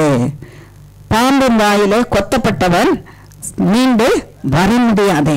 ஆகையினாலே நீ மிதி என்று உனக்கு சொன்னவர் உன்னோட இருக்கும்போது நீ என்ன பண்ணணும், மிதிக்கிறதுக்கு ஜாக்கிரதையாயிரு. நீ அவர் கையை நீ பிடிக்கிறத விட்டுட்டியானா நீ மிதிக்க மாட்ட. நீ அதை மிதிக்காம விட்டுட்டியானா அது உன்னை என்ன செய்யும், மிதிக்கும். நீ அதுக்கு அடிமையா இருப்ப. நீ அதுக்கு அடிமையா இருக்கும்போது அது என்னமா சொல்லுதோ அதையெல்லாம் நீ செய்துகிட்டு இருப்ப. நீ அடிமையாயிட்டு என்ன சொல்ல, தேவன் என்னை என்ன செய்யல, பாதுகாக்கல, தேவன் என்னை ஆசீர்வதிக்கல, தேவன் என்னை வழி நடத்தல, தேவன் என்னை கைவிட்டுட்டாரு. அவர் சிருஷ்டித்தவராச்சு, அவர் எப்படி கைவிடுவார்? அவர் உன்னை உருவாக்கினவராச்சு, அவர் எப்படி உன்னை மறப்பார்? அவர் உன்னை வழி நடத்துகிறவராயிற்று. கடைசி மூச்சு இருக்கும் வரையும் நான் எங்கே இருக்கிறேனோ அங்கே நீ இருக்கணும்னு நான் வச்சிருக்கிறேனே, நான் எப்படி உன்னை மறப்பேன்? உன்னால அதை யோசித்து பார்க்க முடியலையா? நான் மறந்துட்டாதான் நீ திக்கற்றவனாய் இருக்க முடியும். நான் உன்னை மறந்தாதான் நீ திக்கற்றவளா இருக்க முடியும். சூழ்நிலை எதுவா இருந்தாலும் உன்னை மறவாத தேவன் உன்னோட கூட இருக்கிறேன், நான் உன்னோட நடந்து வரேன் என்பதை நீ மறந்து போனால் உன் காரியங்கள் எல்லாம் worst போயிடும். சத்ருவன் பிசாசம் உன்னை பிடித்து கொண்டு இருப்பான். ஆகையினால நீ இழந்து போவாய். அதனால உனக்கு நன்மை இல்லை. நீ விழுந்து போன அந்த நிலைமையிலிருந்து கர்த்தர் கைவிட்டாரே, கர்த்தர் கைவிட்டாரே, கர்த்தர் கைவிட்டாரே, கர்த்தர் கைவிட்டாரே என்று சொல்லிக்கொண்டு உன் வாழ்நாளிலும் என்ன பண்ணிட்டு இருப்பேன், துக்கப்பட்டு கொண்டே இருப்பாய். எப்பொழுது நீ மீண்டு வர முடியும்? என்னுடைய கரங்கள் உங்களை நோக்கி நீட்டிக்கொண்டே இருக்கிறது. என்னிடத்துல வாங்க என் பிள்ளைங்களே, இன்னும் கூட நீங்க என்னை தெரிஞ்சுக்கலையா? உன்னை சிருஷ்டித்தவர் நான் உன்னோட கூட இருக்கிறேன். நான் அத்தனை பலவீனரா, நான் உபயோகம் இல்லாதவரா? வானத்தை அண்ணாந்து பார்த்து என்னுடைய மகத்துவம் எப்படிப்பட்டது என்று அறிந்து கொள்ளுங்கள். பூமியை பார்த்து என் வல்லமை எத்தனை பெரியது என்பதை அறிந்து கொள்ளுங்கள். சமுத்திரத்தை பார்த்து என்னுடைய சிருஷ்டிப்பின் மேன்மை எத்தனை பெரியது என்பதை அறிந்து கொள்ளுங்கள். அதே தேவன் உன்னை சிருஷ்டித்திருக்கிறேன். உன்னை நடத்தின உன் வாழ்நாளெல்லாம் என்னுடைய கருத்தில் இருக்கிறது. நீ தோற்றப்பட வேண்டும் என்று சொன்ன நாளிலிருந்து, தோற்றுவிக்கப்பட வேண்டும் என்று நினைத்த நாளிலிருந்து, என் வாய் சொன்ன நாளிலிருந்து நீ என் நினைவிலே இருக்கிறாய். உன்னை நான் மறக்கல. நீதான் என்ன பண்ற, என்ன மறந்து போற, நீதான் மறந்து போகிற. நான் என்பவர் உனக்கு எத்தனை பெரிய காரியத்தை செய்கிறேன் பாரு. உன்னோட கூடவே இருக்கிறேன், உனக்கு துணை நிற்கிறேன். நீ சந்திக்கிற எல்லா பிரச்சனைகளையும் நான் என்ன பண்ணுவேன், நீக்குவேன். நீ பாம்புகளையும் சர்ப்பங்களையும் மிதிக்கும்படி செய்வேன். நீ பாலசிங்கங்களையும் வலு சர்ப்பங்களையும், நீ சிங்கங்களையும் வலு சர்ப்பங்களையும் நீங்கள் மிதிக்கும்படி செய்வேன். பாலசிங்கத்தை மிதிக்கும்படிக்கு நான் செய்வேன். என்னால உங்களுக்கு செய்ய முடியாத காரியம் ஒன்றுமில்லை. கோணலா போச்சா என்கிட்ட வந்து கேளு. எவ்வளவு நேரம் கேட்டிருக்கேன் நீ இது வரைக்கும் உன் கோணலான காரியத்தை சொல்லு பார்க்கலாம். நான் கேட்கல இந்த கேள்வி, யார் கேட்கிறா? என் வாழ்க்கையில கோணலா போயிடுச்சு ஆண்டவரே, என் வாழ்க்கையில இவைகள் கோணலா போச்சு. என்னை சிருஷ்டித்தவர் நீர்தானே, உருவாக்கினவர் நீர்தானே, என் வாழ்க்கையை வகுத்து வைத்திருக்கிற நீர்தானே, என் அட்டவணை உங்ககிட்ட தானே இருக்குது, இதை சரிப்படுத்துங்கன்னு நீ எவ்வளவு நேரம் வந்து கேட்டிருக்கிறேன். இவனால சரியா போச்சு, அவனால கெட்டு போச்சு, அவளால இப்படி ஆச்சு, அவனால இப்படி ஆச்சு, இவனால இப்படி ஆச்சு, இந்த சூழ்நிலையினால ஆச்சு. எல்லாவற்றையும் நீ சொல்லிக் கொண்டிருக்கிற உன்னுடைய வழியை கோணலானதை நீ எப்போ சரிப்படுத்துறது? உன் தேவன் எங்க? உன் தேவன் எங்க? அவங்களால கெட்டு போகிறதுக்கு தேவன் விடணும்னா அவன் தேவனை விட பெரியவனா? அந்த பிரச்சனையினால இது கெட்டு போச்சு காரியம்னா அந்த பிரச்சனையை விட தேவன் குறைவுள்ளவரா? அல்லது பிரச்சனை தேவனை விட பெருசா? உன் தேவன் எங்க? அவருடைய மகத்துவம் எங்க? நீ இன்னும் அவருடைய மகத்துவத்தை என்ன செய்யல? விளங்கிக்கலையா? இன்னும் நீ விளங்கலையா? கர்த்தருடைய தேவன் சொல்லுகிறார், ரொம்பவே எச்சரிக்கையாக இருங்க. அனுதினமும் சாத்தான் உங்களிடத்துல வந்து பேசுவான். அவன் பேசுறது எந்த வார்த்தையை நீங்க கேட்கணும், எந்த வார்த்தையை நீங்க பேசாம இருக்கணும். பதில் சொல்லாம இருக்கணும், கேளாம இருக்கணும். பதில் சொல்லாம இருக்கணும்னா கேளாம இருக்கணும். சாத்தான் சொல்ற வார்த்தையை என்ன செய்யணும்? கேளாம இருந்தாதான் சாத்தானுக்கு நீங்க என்ன செய்ய முடியாது? பதில் சொல்ல முடியாது. சாத்தானே அந்த பக்கம் எங்க அப்பாவை பத்தி எனக்கு தெரியும், எனக்கு நன்மை செய்வார் சொல்ல முடியுமா? சொல்ல முடியுமா? பெற்ற தகப்பனை பத்தி சொல்ல முடியும். பெற்ற தகப்பனை பற்றி சொல்ல முடியும் இல்ல? இன்னைக்கு வரைக்கும் நம்ம சொல்றோம். இன்னைக்கு வரைக்கும் நான் பெற்ற தகப்பனை பற்றி அப்படிதான் நினைச்சிட்டேன். எங்க அப்பா இருந்தா இந்த காரியத்தை எப்படியோ முடிச்சிருப்பாரு. எனக்கு என்ன இப்போ வந்து அவர் வயசு எவ்வளவு இருக்கும், ஆனாலும் கூட எங்க அப்பா இருந்தா எனக்கு என்ன பண்ணியிருப்பாரு, இதை வந்து எப்படியோ முடிச்சிருப்பாரு அப்படின்னு சொல்லுவேன். என் மகன் சொல்வான், சின்ன அவங்க ஹஸ்பண்ட் கிட்ட ஏதாவது ஒன்று கேட்டேன், எங்க அப்பாட்ட மட்டும் நான் சொல்லிட்டு இருந்தேன், இந்நேரம் முடிச்சிருப்பாங்க, உங்ககிட்ட போய் சொன்னேன்னு. அவ்வளவுதான், அவர் அன்னைக்கு ஈவினிங்கே செய்து முடிச்சுட்டு பாரான். அது என்னம்மா அப்படி உங்க அப்பாவுக்கு அந்த மேன்மையை நீ கொடுக்கறது, அதை எனக்கும் நீ என்ன பண்ணு கூட. எங்க இருக்கும்போது? அது ஊர்ல இருக்கும்போது. அவங்க 16 வருஷம் கல்யாணம் பண்ணி 16 வருஷம் வெளியூர்ல தான் இருந்தாங்க. எப்போதாவது ஒரு நேரம் வருவாங்க, 10 நாள் இறந்துட்டு போவாங்க. எங்க அப்பாட்ட மட்டும் நான் சொல்லிட்டேன்னா அடுத்த நேரம் வந்து நின்றுருக்கோம். எனக்கு உங்ககிட்ட போய் நான் சொன்னேன்னு நீ சொன்ன வார்த்தையில உங்க அப்பாவையும் கூப்பிட்டு செய்துக்கன்னு சொல்ற மனுஷன் இருக்கிறாங்க. சொல்வாங்களா இல்லையா? 100க்கு 99% அப்படிதான் சொல்லுவாங்க. உங்க அப்பா தானே செய்திருவாங்க, உங்க அப்பாட்ட கூப்பிட்டு சொல்லு, அவங்க செய்திருட்டோம் வாங்கிக்க அப்படின்னு சொல்லுவாங்க. அப்படியே சொல்லியிருந்தாலும் கூட பல 100 மைல்கள் தான் வித்தியாசம் இருந்தாலும் கூட அந்த தகப்பன் என்ன பண்ணியிருப்பாரு? செய்திருப்பாரு. கொரியர் சர்வீஸ்லயாவது அனுப்பியிருப்பாரு, காரியங்களை எப்படியாவது செய்திருப்பாரு, முடிச்சிருப்பாரு. எங்க அப்பா எனக்கு சிருஷ்டித்த என் தேவனை பற்றி அந்த நம்பிக்கை இருக்கா? எங்க அப்பா நான் இவ்வளவு கஷ்டப்படுறேன், என்னை விட்டுருவாரா? நான் சாதாரணமா பிறக்கல, விசேஷித்த தேவனால விசேஷித்த விதமாய் ஒரு தீர்மானிக்கப்பட்டேன். நான் விசேஷித்த விதத்துல நான் சிருஷ்டிக்கப்பட்டு இருக்கிறேன். இந்த அப்பா என்னை விட்டுருவாரா? இந்த அப்பா என்னை விட்டுருவாரா? இந்த அப்பா என்னை என்ன செய்ய மாட்டாரு? விடவே மாட்டாரு. இந்த அப்பா என்னை விட மாட்டாரு. பாருங்க, நான் காலேஜில் ஒரு முறை படிச்சுட்டு இருந்தப்பதான் முதல் முறையாக வேலைக்கு வந்திருக்கிறேன். வேலைக்கு வந்திருந்த போது நாங்கள் டீச்சர்ஸோட சேர்ந்து சில காரியத்துக்கு வெளியே போக வேண்டியிருக்கோம். நாங்கள் வெளியே போயிட்டோம். எனக்கு உறவினர் ஒருவர் அதே ஊரில் இருந்தார், நான் வேலை செய்த இடத்துல. உறவு முறையில் எனக்கு பெரியப்பா ஆகணும், அவருக்கு வந்து உறவு முறையில் அண்ணன் ஆகணும். என்னை பார்க்க வந்தது, அவர் வராங்கன்னு தெரியல, பார்க்க வந்துட்டாங்க, நான் இல்லை அந்த இடத்துல. ஆகையினால திரும்பி அவர் ஊருக்கு போனோம், வெளியே போனோம். அவர் ஆந்திராவில் இருந்தார். அந்த ஊருக்கு போனோம். ஆனால் ஊருக்கு போயிட்டேன்னா மகளை பார்க்காம போகணுமே நான் இருக்கணும்னு. அப்போ அந்த உறவினர் சொன்னார், உறவினர் அண்ணன் சொன்னாராம், எங்கள் வீட்டில் வந்து இருப்பா, காலையில் நீ பார்த்துட்டு போகணும். அதனால அவங்க வீட்டில் போய் தங்கிட்டாங்க. அது எவ்வளோ தூரம் இருக்கும்? இங்கேருந்து அந்த சிக்னல் வரைக்கும் இருக்கும் அவங்க வீடு. அந்த கேம்பஸ்குள்ளே இருளாக தான் இருந்தது அந்த இடங்கள்லாம். அங்கே இருக்கிறாங்க. நாங்கள் வெளியே போயிட்டு வந்த பிறகு பிரின்ஸிபலோட தான் போயிருந்தோம். பிரின்ஸிபல், நான், என் அசிஸ்டன்ட் பிரின்ஸிபல் 3 பேருமே நாங்கள் போயிருந்தோம். வந்தபோது வாட்ச்மேன் சொன்னார், இப்படியாக உங்கள் அப்பா வந்துட்டு போனாங்க, இன்னும் வீட்டில் இருக்கிறேன்னு சொன்னாங்க, நாளைக்கு காலையில் பார்த்துட்டு போவாங்க போல், இல்லைன்னா 5 மணிக்கு பஸ்ஸில் புறப்பட்டு போயிடுவாங்க. அவர் பாஸ்ட்டு, அதனால் சீக்கிரமாக அவருடைய வேலையை செய்கிறதுக்காக அவர் புறப்பட்டு போகணும். ரொம்ப தூரம் போனோம். அதே நேரத்தில் கிளம்பினேன். நான் இரவு 10 மணி நான் இருக்கிற இடத்துல இருந்து அந்த காலேஜ் ஹாஸ்டலில் இருந்து அந்த சிக்னல் வரைக்கும் அந்த கேம்பஸ்ஸு இருளோன்னு இருக்குது. டார்ச் கிடையாது கையில், புல்லெல்லாம் விளைஞ்சிருக்கு. வழியில் ஏதாவது பாம்பு தேடி போகிறான்னு போக்காளி இப்படின்னு ஏதாவது இருந்தால் கூட இருக்கலாம். சிலர் சொல்கிற மாதிரி பேய் பிசாசு பூதம் என்னதாவது இருக்கணும்னு கூட அவைகள் கூட இருந்திருக்கலாம் அந்த இடத்துல. அதெல்லாம் நினச்சிருக்கலாம். எல்லாவற்றையும் மறந்துட்டேன் நான். எங்கள் அப்பா வந்திருக்கிறாங்க.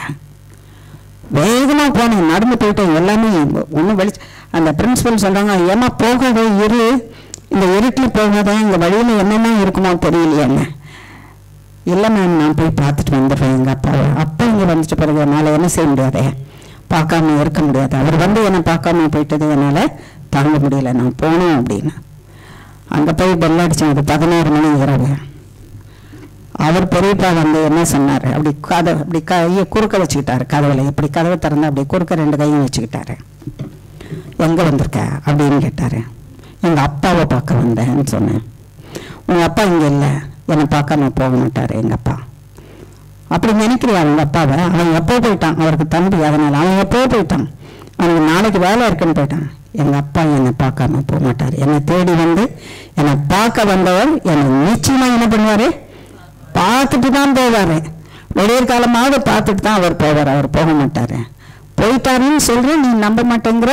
நான் உள்ளே போய் பார்க்குறேன், செக் பண்ணுறேன் அப்படின்னு. நான் உன்னை உள்ளே விட மாட்டேன். அதனால தான் கையை அப்படி பிடிச்சிருக்கேன். அவர் விளையாட்டுக்கு பண்ணாரோ தெரியாது, அவரும் சீரியஸாக பேசுகிறாரு, நானும் சீரியஸாக பேசுகிறேன்.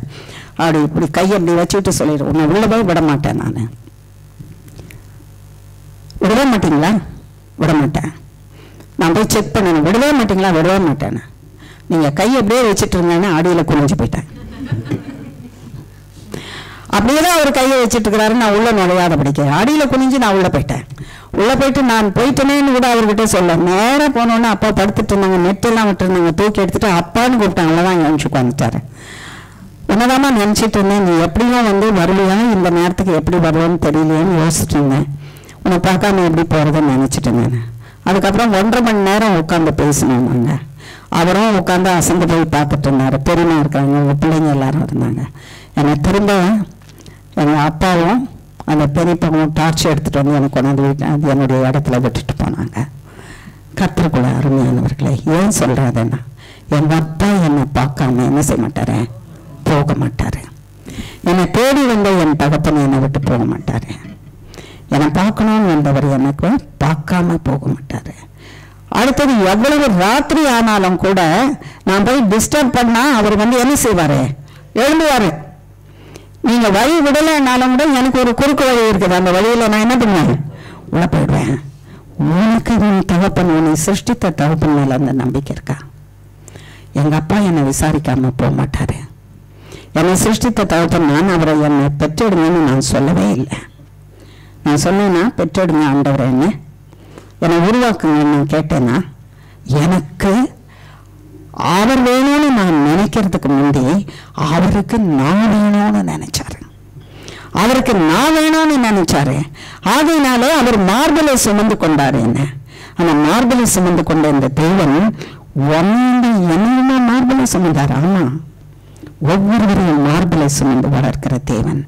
அவர் உன்னை விட்டு விலகுவதே இல்லை, அவர் உன்னை விட்டு கைவிடுவதோ இல்லை, உனக்கு நன்மை செய்யாமல் இருப்பது இல்லை. உன்னை சிருஷ்டித்த உன் தகப்பனாகிய அந்த தேவன் உன்னோட நினைவுள்ளவராக இருக்கிறார். அவர் உன்னை என்ன செய்ய மாட்டாரு, மறந்துட மாட்டாரு. அப்பா தூங்கிட்டீங்களான்னு, இல்லம்மா உன்னதான் நினைச்சிட்டு இருந்தேன். அப்பா தூங்கிட்டீங்களா, ரொம்ப லேட் ஆயிடுச்சு, இல்லம்மா உன்னதான் நினைச்சிட்டு இருக்கேன். உன் தகப்பன் உன்னதான் நினைச்சிட்டு இருக்கிறாரு. உன்னை சிருஷ்டித்த உன் தகப்பன் உன்னதான் நினைச்சிட்டு இருக்கிறாரு. நீயோ அவரை நினைக்கிறதே கிடையாது. நீ யாரை நினைக்கிற, அவனை நினைக்கிற, இவனை நினைக்கிற, போனவனை நினைக்கிற, வந்தவனை நினைக்கிற, சூழ்நிலையை நினைக்கிற. இவங்க எல்லாம் என்னை கைவிட்டுட்டாங்க, ஏமாத்திட்டாங்க, எனக்கு நன்மை இல்லைன்னு நினைச்சிட்டு இருக்கிற. உன் நினைவு எங்க இருக்குது? நீ உன் நினைவு அடுத்தவனால இருக்கிறதுனால நீ திக்கற்றவனாய் காணப்படுகிறாய். உன் தேவன் உன்னை திக்கற்றவனாக விடல. உன் நினைவு இருக்கிறது. நான் உன்னை நினைத்து கொண்டு இருக்கிறேன். நான் உன்னை மறக்கல. என் நினைவு உன் மேலதான் இருக்குது. எதுக்கு இருக்குது? உன் மேல உனக்கு நன்மை செய்கிறதற்கு. உனக்கு நன்மை செய்கிறதற்காக, உன்னை பாதுகாக்கிறதற்காக, நீ விழுந்து போன நிலைமையிலிருந்து உன்னை தூக்கி எடுக்கிறதற்காக உன் தகப்பனாகிய என்னுடைய நினைவு உன் பேர்ல இருக்கிறது. நீ பிறந்தது அவரால் பிறந்திருக்கிற, நீ வாழ்ந்து கொண்டிருக்கிறது அவரால் வாழ்ந்து கொண்டிருக்கிற, அவரோட கூட நீ வாழ்ந்த சூழ்நிலைகள் காரணங்கள் எப்படியாக மாறுதல் ஏற்பட்டாலும் கூட அத்தனை மத்தியிலும் அவர் உன்னோட கூட இருந்து உன்னை நடத்தி கொண்டு வருகிறார், அதை மீட்டு எடுத்து கொண்டு வருகிறார், உன்னை தூக்கி எடுத்து கொண்டு வருகிறார். கடைசி பணியை செய்வார். கடைசியில அவர் எங்க இருக்கிறாரோ அந்த இடத்துல கொண்டு போய் உன்னை வைத்துக் கொள்வார். உன்னை மறவாத தேவன், உன்னையில நினைவே இருக்கிறவன் தேவன். அவரை மறந்துட்டு நீதான் என்னடா இருக்கிற? திக்கற்றவனாயிருக்கிற, எனக்கு நன்மை செய்வார் யாரும் இல்லையே அப்படின்னு நீ நினைக்கிற. பாருங்க, ஆதியாகமம் 3ஆம் அதிகாரம்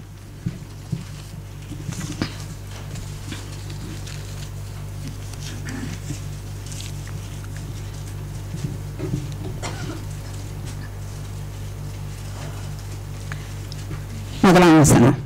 தேவனாகிய கர்த்தர் உண்டாக்கின சகல காட்டும் ஜீவன்களை பார்க்கிறோம் சர்ப்பமானது தந்திரமுள்ளதா இருந்தது. அது ஸ்திரியை நோக்கி, நீங்கள் தோட்டத்தில் உள்ள சகல விருத்திகளின் கனியையும் புசிக்க வேண்டாம் என்று தேவன் சொன்னது உண்டோ என்றது. ஏமா நல்லா யோசித்து பாருங்க சகோதரனே, சகோதரியே, பிள்ளைங்களே, யோசித்து பாருங்க. இவளுக்கு சர்ப்பம் பேசும் தெரியுமா? ஏவாளுக்கு சர்ப்பம் பேசும் தெரியுமா? தெரியுமா? வேதத்துல போட்டிருக்கா? அதுக்கு முன்னால அவங்களுக்கு நல்ல கான்வர்சேஷன் உண்டு. நெருங்கின நண்பன் ஒருத்தன் இருந்தான் ஏவாளுக்கு ஏதேன் தோட்டத்துல. அப்ப எங்கேயாவது வாசித்திருக்கிறோமா? நெருங்கின நண்பன் இல்ல, ஒரே ஒருத்தர் தான் இவங்களோட பேசுகிறவர், கர்த்தராகிய தேவன். கர்த்தராகிய தேவனுக்கு அடுத்தபடியாக ஆதாம் தான் ஏவாளோட பேசுவான், ஏவாள் தான் யாரோட பேசுவான்? ஆதாமோட பேசுவாங்க. அவ்வளவுதான். மிருகங்கள் பேசுமானால் அவைகளுக்கு பேர் வைக்க முடியுது, எனக்கு இஷ்டமே இல்லை, வேற பேரை வைன்னு சொல்லியிருக்கோம். ஆதாம் தானே பேர் வச்சாரு மிருகங்களுக்கு. ஆகையினாலே ஆதாம் கிட்ட சொல்லிருக்கீங்க, எனக்கு இந்த பேரு இஷ்டமே இல்லை, என்னை யானை அப்படின்னு வச்சிருக்கிறீங்க, என்னை பூனை அழகா வச்சிருந்தா எவ்வளவு நல்லா இருக்கும் அப்படின்னு சொல்லியிருக்கோம். அப்பா அம்மா எவ்வளவு பேரு நமக்கு வைக்கிறாங்க, எத்தனை பேர் சந்தோஷமா ஏற்றுக்கொண்டு இருக்கிறோம் இல்ல? இந்த பேரை போய் வச்சிருக்காங்க, இந்த பேர் உலகத்துல பேரா இல்லை, இந்த பேரை வச்சிருக்கிறாங்க அப்படின்னு சொல்லிட்டு வருத்தப்பட்டு இருக்கோம். என்ன மட்டும் கேட்டிருந்தாங்கன்னா நான் அருமையான பேரை சூஸ் பண்ணி கொடுத்துருப்பேன் அப்படின்னு சொல்லுவேன். நான் கூட வருத்தப்பட்டிருக்கிறேன். எனக்கு பேர் புனிதா ஜெயக்கொடி. இது என்னது கொடி? புனிதா அட்லீஸ்ட் பரவாயில்ல, நல்லாதான் இருக்குது. அது என்ன புனிதம்னா என்ன அர்த்தம்னா பரிசுத்தம், ரைட்? அது கொஞ்சம் நல்லாதான் இருக்குது, சவுண்ட் பண்ணுது. இது ஜெயக்கொடியா? எனக்கு ஜெயக்கொடினா செடியில போற கொடிதான் முதல்ல நிக்கிறது, ஜெயக்கொடியா. இந்த அப்பா ஏன் இப்படி வச்சுட்டாங்கன்னு தெரியல அப்படின்னு ரொம்ப வருத்தப்படுவேன். அப்பாட்ட ஒரு நாளும் கேட்கல, ஏன்பா இந்த பேரை வச்சோங்க, சரியான பதிலா நான் கொடுத்துருப்பேங்க, நான் கேட்கல. ரொம்ப வருஷங்களுக்கு பிறகு. ஆனா பேரெல்லாம் பார்த்தீங்கன்னா P J Samuel Rajamanickam, P J Manoharan, Joseph Manoharan. அந்த ஜேவை வெளியில யாருக்குமே தெரியாது, எலாபரேஷன் என்னன்னு தெரியாது. ஜெயக்குடி நல்ல வார்த்தை, சகோதரன் சொல்லிட்டாரு, அப்படியே எடுத்துக்கிறேன், அப்படியே வாங்கிக்கிறேன் பிரதர், தேங்க்யூ. ஆகையினால அதை மறைச்சு மறைச்சுதான் வச்சிருப்பேன். ஒரு நாள் அதை நான் சொல்லிதான் ஆக்கணும். இந்த சம்பவம், சாம் எங்க மகன், கடைசி மகன், அவன் தான் பையனும், அவன் தான் கடைசி பிள்ளையமா இருந்தான். பாம்பேல பிறந்திருந்த போது, பிறந்து 3 மாசம் வரைக்கும் ரொம்ப அருமையா இருந்தான், சுகவீனம் இல்லாம ரொம்ப நேர்த்தியா ஒரு பொம்மையை போல இருந்தான். 3வது மாசத்துக்கு பிறகு அவன் சுகவீனம் ஆயிடுச்சு, ரொம்ப சுகவீனம். இந்த சுகவீனத்துக்கு காரணம் என்னன்னு கண்டுபிடிக்கவே முடியல. கர்த்தருடைய நாமத்தினாலதான் அவனுக்கு அந்த சுகம் கிடைத்தது.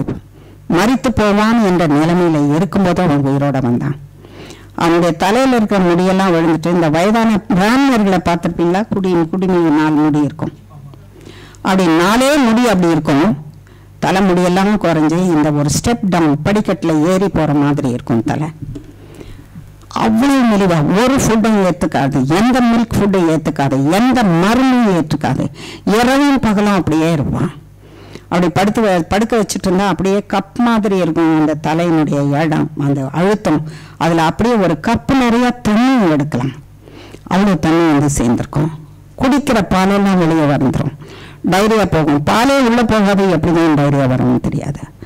கர்த்தருக்குள்ள அருமையானவர்களே, ஜபத்தினால தான் கர்த்தராகிய இயேசு கிறிஸ்துவின் நாமத்தினாலே அவன் குணமானான். குணமான பிறகும் அப் டு த மார்க் இல்லை. அவன் குணமான போது அப் டு த மார்க் இல்லை. அதே சிக்னஸ்ல அப்படியே அது கண்டினியூ பண்ணிட்டு இருந்த மாதிரி இருந்தது. டைரியா நின்று போச்சு, பால் ஏற்படுவதா இருக்காது, பிள்ளையினுடைய வளர்ச்சி இல்லை, 6 மாதம் ஆனாலும் குப்பை விழல. அவன் ரொம்ப மெலிவாக இருந்தான்.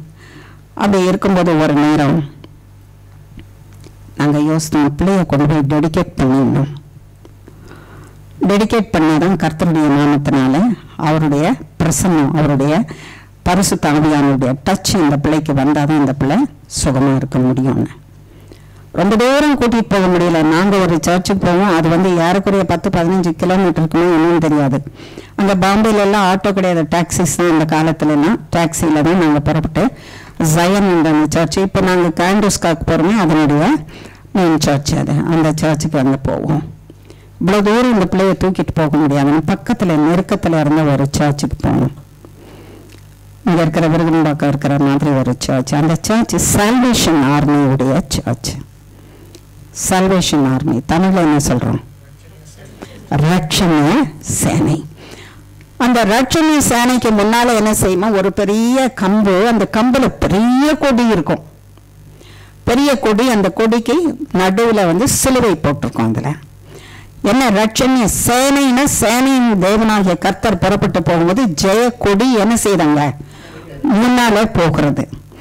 ஜெயித்த பிறகு ஜெய கொடி எடுக்கிறது இல்லை, ஜெயிக்கிறதுக்கு முன்னதாகவே யுத்தத்திற்கு போகும்போதே இந்த ஜெய கொடி என்ன பண்ணிட்டு இருக்குதான், அங்கே நின்றுட்டு இருக்குதான். ஆகையினால ஜெயித்த கொடி உன்னோட இருக்குது. இனிமே யுத்தம் ஒண்ணுதில்லை, யாருது? ஜெயித்தவருடையது, அவர் ஜெயித்துட்டாரு என்கிற அர்த்தம். அந்த கொடி அந்த சர்ச்சில் அதில் வச்சிருந்தாங்க. அதை வச்சிருந்த போது நான் கேட்டேன், இது ஏன் இந்த கொடி இங்கே வச்சிருக்காங்க? எல்லா இடத்துலையும் சிலுவை, பெரிய சிலுவையை வச்சிருப்பாங்க, இந்த கொடியை ஏன் வச்சிருக்கிறாங்கன்னா, இதுதான் ஜெயித்த கொடி, ஜெயக்கொடி. அது இப்போ பிள்ளையை டெடிகேட் பண்ணணும். பாஸ்ட்டை பார்த்தேன், அதுக்கு சொன்னாங்க, நாங்கள் போனோம். அப்படியே ஆல்டர்னால அந்த பிள்ளையை வச்சுட்டு அப்படி நிற்கும்போது அந்த பாஸ்டர் இறங்கி வந்து அந்த ரட்சணிய கொடி நாங்கள் ஊனி வச்சிருக்கிற அந்த கொடியினுடைய அந்த எதழ், அந்த எதழ்னா அதனுடைய அழகு, இப்போ துணியில் தானே இவ்வளவு பெருசாக கொடி இருக்கும், அதை அப்படியே எடுத்து எங்கள் மேலே மூடி அப்படியே மூடிட்டார், உச்சந்தலையிலேருந்து உள்ளங்கால் பறியணும். பிள்ளைய கையில் வச்சுட்டு நான் நின்றுட்டுருக்கிறேன், அங்கிள் இருக்காங்க. அப்படியே அவ்வளோ பெரிய, இது என்ன முடியுமா, மூட முடியுமானா அவ்வளோ பெரிய கொடி அது. அதை எடுத்து அப்படியே எடுத்து மூடி, தேவனே உங்களுடைய ஜெய கொடியின் அடியில் இந்த 3 பேரையும் ஒப்புவிக்கிறேன். அவர்களுக்கு கொடுத்த இந்த பிள்ளை எல்லாவற்றின் மேலே ஜெயித்து, வியாதியின் மேலே, பாவத்தின் மேலே, செய்வனின் மேலே, மந்திரத்தின் மேலே, சூன்யத்தின் மேலே, சாத்தானின் மேலே, மரணத்தின் மேலே ஜெயித்து வாழ்வார்களாக என்று அப்படி சொல்லி ஜெபித்துட்டு, அதுக்கு அடையாளம் இந்த ஜெயக்கொடி என்று 3 முறை எங்கள் மேலே அதை மூடி எடுத்தாரு. அன்னைக்கு தான் தெரிஞ்சது எனக்கு ஜெயக்கொடினா என்னன்னு. அன்றைக்கு தான் நான் விளங்கி கொண்டாட, என் மகன் பிறந்த பிறகு, அவன் சிக்கான பிறகுதான் அந்த ஜெயக்கொடியினுடைய வேல்யூ என்னன்னு நான் தெரிஞ்சுக்கிட்டேன். கர்த்தருக்குள்ள அருமையானவர்களே, உன் பேர் முதலாய் கர்த்தராகிய தேவனேன்னு செய்திருக்கிறாரு, வச்சிருக்கிறாரு. உன் பெயர் முதலாய். அன்றையில இருந்து அந்த ஜெயக்கொடி என்று சொல்ற பெயரை பற்றி நான் வருத்தப்படுறதே இல்லை, ரொம்ப சந்தோஷமா பெருமையா சொல்லிப்பேன். என் ஜெயக்கொடி, தேவனுடைய கொடியின் அடியில நான் இருக்கிறேன், எல்லாமே ஜெயந்தான். ஏன்னா ஜெயக்கொடிக்கு சொந்தமானவர் யாரு? கர்த்தராகிய இயேசு கிறிஸ்து. அந்த சொந்தமானவரை நான் தாங்கிட்டு இருக்கிறேன். என் பேர் உடம்புல, சரீரத்துல எனக்கு முன்னால் அவர் போறாரு. பெரிய சத்தியத்தை கர்த்தராகிய தேவன் இந்த இடத்துல விளக்கி கொடுத்திருக்கிறாரு. ஒவ்வொருத்தருக்கும் ஒரு பெயரு, தேவனுடைய விருப்பம். வருவா ஆதாம் இடத்துல அவர் பேரெல்லாம் வச்சாரு மிருகங்களுக்கு. ஒரு மிருகம் கூட எனக்கு இந்த பேர் வேணாம்னு பிரம்பிள் பண்ணதே கிடையாது. ஏன்னா பேச தெரியாது. தேவனிடத்துல பேசலாம், ஆனால் ஆதாம் இடத்துல பேச தெரியாது. அன்றைக்கு அந்த சர்ப்பம் பேசுகிறது, அது தந்திரம் உள்ளது. தந்திரம் எங்கிருந்து வந்தது? சாத்தான் இடத்திலிருந்து வந்தது. அது பேசுகிறது. தேவனுடைய வார்த்தையை மட்டும் நீங்கள் கேட்டுக்கொண்டு இருப்பீர்களானால் பிழைப்பீர்கள், தப்புவிக்கப்படுவீர்கள். கால்கள் சிக்கொண்டு போகாதபடிக்கு வலையிலிருந்து நீங்கள் என்ன செய்யப்பட முடியும்? மீட்டுக்கொள்ள முடியும். வலையிலிருந்து விழுந்து போனாலும் மீட்டுக்கொள்ள முடியும். வலைக்கு உங்கள் கால்களை நீங்க தப்புவித்துக் கொள்ள முடியும்.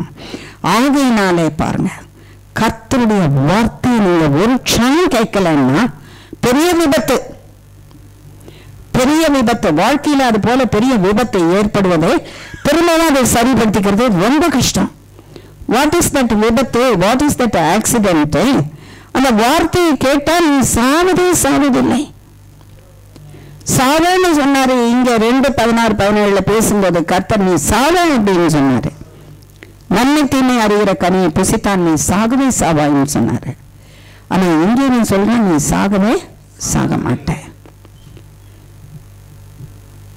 உன் தேவனை காட்டிலும் உன்னை சிருஷ்டித்தவர், உன்னை உருவாக்கினவர், உன்னை பாதுகாத்தவர், உனது ஏதேன் தோட்டத்தை உண்டாக்கினவர், உனக்காக இந்த மிருகங்களை எல்லாம் கொடுத்தவர், வானத்தில் உள்ளதை அரசாட்சி செய்ய ஆண்டுகொள், பூமியில் உள்ளதை ஆண்டுகொள், பூமியின் மேலே நடமாடுகிறதை நீ என்ன பண்ணி ஆண்டுகொள், சமுத்திரத்தில் உள்ளதை ஆண்டுகொள், நீ புசிக்கிறதுக்கு ஏராளமான கஷ்டமில்லாத ஆகாரத்தை கொடுத்திருக்கிற, நீ உட்கார்ந்து சாப்பிடு, இதை காத்துக்கொள் என்று சொன்னவர். இவ்வளோ செய்தவர். சாத்தான் என்னமா செய்தான்? ஏதாவது ஒண்ணு, ஒரு சின்ன கிஃப்ட். நிறைய பேர் சின்ன கிஃப்ட் கொடுத்து ஏமாத்திட்டு போயிடுவாங்கல்ல. எங்க அப்பா அம்மா எனக்கு இவ்வளோ நாள் இருந்தேன், எனக்கு ஒரு கிஃப்ட் கூட கொடுத்ததில்ல. யார் குறை பண்றாங்க? மூத்த மகன் சொல்றானே இல்லையா? மூத்த மகன் சொல்றாங்க, எனக்கு ஒரு நாள் கூட என்ன பண்ணல, ஒரு சின்ன ஆட்டுக்குட்டியை கூட என்ன பண்ணல, ஒரு கிஃப்டா ஃப்ரெண்ட்ஸோட ஸ்பெண்ட் பண்ணி கொடுக்கல. ஒருத்தன் இருக்கான், எல்லாத்தையும் அழிச்சிட்டு வந்தான். அவனுக்கு கொழுத்த காலை, கொழுத்த கன்று குட்டி, அதை அடிச்சு இவ்வளவு பெரிய விருந்து. ஆமாவா இல்லையா? ஆமா. சாத்தான் என்னமா கொடுத்தாங்க ஆசீர்வாதமா இருக்கிறதுக்கு? என்ன கிஃப்ட் கொண்டு வந்து கொடுத்தாங்க ஏமாந்து போறதுக்கு? பேசினாலே போதும், நீ ஏமாந்துருவேன். உனக்கு கிஃப்டே தேவை கிடையாது. உனக்கு கோல்டு கொண்டு வந்து இதோ பாரு, கோல்டு செயின் 10 சவரன் அப்படின்னு உனக்கு காட்ட வேண்டிய அவசியமே கிடையாது. அவன் வார்த்தை, ஒரு வார்த்தை உன்கிட்ட பேசினாலே போதும், நீ என்ன பண்ணிடுற, அவன்கிட்ட சரண் அப்படியே சடார். எவ்வளோ பேசியிருக்கிறாரு கர்த்தர். நீ ராஜா மகனே, நீ ராஜாத்தி, உனக்கு அதிகாரத்தை கொடுத்திருக்கேன், செல்வனை உங்ககிட்ட கொடுத்திருக்கிறேன், சகலத்தையும் பாரு, நீ ஆண்டு கொண்டாரு, உங்ககிட்ட எல்லாவற்றையும் நான் கொடுத்துட்டு இருக்கிறேன், என் மகிமையின் வஸ்திரத்தினால உன்னை நிறைத்திருக்கேன், உனக்கு சமாதானத்தை சந்தோஷத்தை கொடுத்திருக்கிறேன், வேண்டிய போதெல்லாம் நீ சாப்பிடலாம், வேண்டிய போதெல்லாம் அருமையான தண்ணியை குடிக்கலாம்.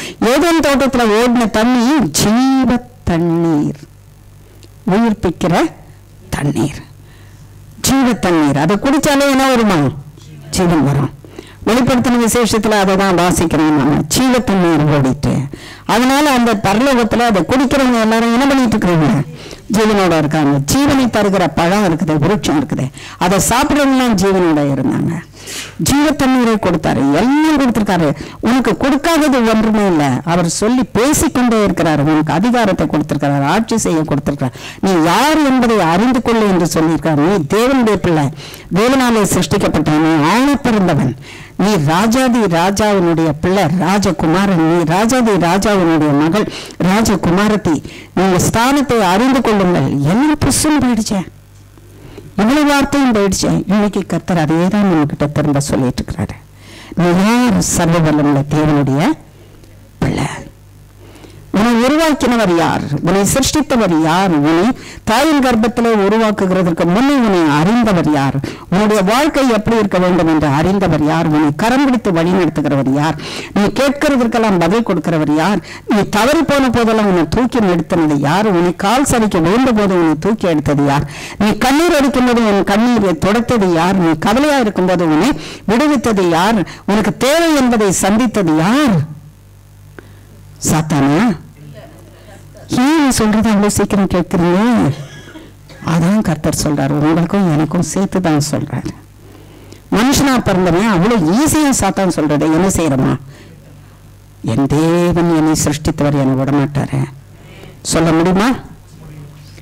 என் தேவன் என்னை சிருஷ்டித்தவர், என்னை உருவாக்கினவர், என்னை மறவாதவர், என்னை கைவிடாதவர், நடத்துவார். நித்திய ஜீவனை சுதந்திரிக்கும் பரியந்தம் நடத்துவார். இந்த வாக்கு தத்தத்தில் வாழ்ந்துருங்க இந்த வருஷம் நான் கர்த்தர் சொல்றேன். இதை மறந்துடாதீங்க. எவள் மறந்துட்டாளே, எவள் மறந்துட்டாளே, அவ்வளவு சீக்கிரம் தேவன் சொன்னதெல்லாம் விட்டுட்டாளே, அவன் சொன்னதை நீன்னு நினைச்சிட்டாளே, அதை கீழ்ப்படிஞ்சிட்டாளே. உனக்கு இவ்வளோ செய்திருக்கிறேன் நான். சாத்தான அவனை சிருஷ்டித்தான், அவன் சொன்னதை ஏன் கேட்கிறேன்? சாத்தானே உனக்கு வாழ்க்கை ஜீவனை கொடுத்துருக்கான். உன் உயிர் யாருடைய கையில் இருக்கு? கர்த்தருடைய கையில் இருக்குது. சாத்தான் சொல்றதை ஏன் நீ கேட்கிறேன்? சாத்தான் சொல்றதை நீ கேட்டியானா நீ என்ன செய்ய முடியாது? வாழ முடியாது. உனக்கு நன்மை செய்வேன்னு சொன்னவர் கட்டாயமா செய்வாரு. உனக்கு நன்மை செய்வேன் என்று சொன்னவர் கட்டாயமா என்ன செய்வாரு? கட்டாயமா நன்மை செய்வாரு. அவர் சொன்னதை மட்டும் நீ மனசுல வச்சுக்கிட்டு சாத்தான் சொல்றதை எதிர்த்து நில்லு. சத்துருவை எதிர்த்து நில்லு, அவன் உன்னை விட்டு நல்லா தெரியான வசனம் எதிர்த்து மட்டும் நிற்க மாட்டான். சத்துரு சொன்னோடனே அவனோட போயிட்டு நல்ல ஆலோசனை கொடுத்தடா, வா நீ நானும் ஜோடி ஓடி போலாம், வா எங்க தேவனுடைய சமூகத்தை விட்டு ஓடி போலாம். அப்படியே ஓடி போறோம். ஏன் தேவனுடைய ஆலோசனை தள்ளி ஏன் சாத்தானுடைய ஆலோசனை கேட்கிற? ஆகையினால மரணம் உண்டாயிற்று. பாருங்க 3ஆம் அதிகாரத்துல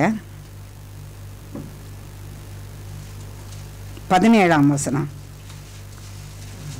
பின்பு அவர் ஆதாமை நோக்கி, நீ உன் மனைவியின் வார்த்தைக்கு செவி கொடுத்து புசிக்க வேண்டாம் என்று நான் உனக்கு விலக்கின விருட்சத்தின் கனியை புசித்தபடியினாலே பூமி உன் நிமித்தம் சபிக்கப்பட்டிருக்கும்.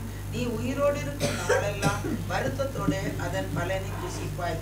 சரி, தேவன் இங்க பார்த்து யாரை பார்த்து சொல்றாரு? ஆதாமை பார்த்து, நீ என்ன செய்த?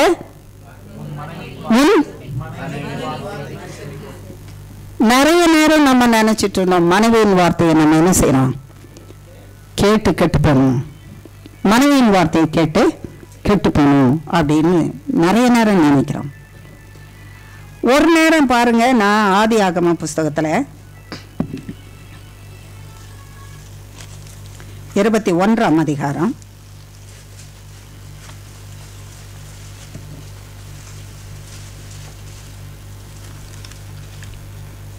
9ஆம் வசனத்துல இருந்து 12ஆம் வசனம் வரைக்கும் வாசிங்க. ஆபிரகாமுக்கு பெற்ற குமாரன் பரியாசம் பண்ணுவதை சாராள் கண்டு ஆபிரகாமை நோக்கி, இந்த அடிமை பெண்ணையும் அவள் மகனையும் புலம்பே தள்ளும்.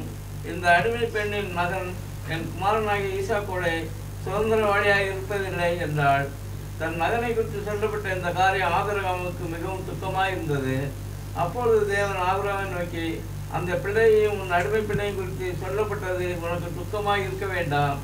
ஈசாக்கினிடத்தில் உன் சந்ததி விளங்கும். ஆதலால் சாராள் உனக்கு சொல்வதெல்லாவற்றையும் கேள். நல்ல நேரம் சொல்லாதது எல்லாம் கேளுன்னு சொல்ல. ஏன்னா அது அவர் மனசுல ஏத்துக்கொள்ள முடியல. மனைவி சொல்றத நீ கேட்டுக்கோ அப்படின்னு ஒரு புருஷன் வாசிக்கிறதுக்கு கூட மனசு என்ன இல்ல, ஏத்துக்கொள்ள ரெஃப்யூஸ் பண்ணது. அதாங்க எதிர்த்து நிக்குது. கர்த்தராகிய தேவன் சொன்னாராம், உன் மனைவி ஆகிய சாராள் சொல்லுகிற சொல்றதை கேளுன்னு மட்டும் சொல்லுகிற எல்லாவற்றையும் கேளு. இது ரொம்ப கான்ட்ரடிக்டரியா இருந்தது எனக்கு. இந்த இடத்துல உன் மனைவியின் வார்த்தையை கேட்டதுனால நீ பூமியில என்ன பண்ணப்பட்டிருக்கிற போற, பூமி உனக்காக சபிக்கப்பட்டு போயிடுச்சுன்னு சொல்றீங்க. இந்த இடத்துல சாராள் சொல்றது, உன் மனைவியாகிய சாராள் சொல்றது எல்லாவற்றையும் நீ கேளுன்னு வேற சொல்றீங்க. இது எப்படிதான், இதை எப்படி எடுத்துக்கிறது எப்படி விடுறதுன்னு ஒன்றும் புரியலையா ஆண்டவரேன்னு. கர்த்தராகிய ஆண்டவர் சொன்னார், வா மகளை நம்ம 2 பேரும் பேசலான்னு. சரின்னு போய் உட்கார்ந்தோம் அவருடைய சமூகத்துல. அவர் சொன்னாரு, ஏவாள் இடத்துல முதல் பேசினது யாரு?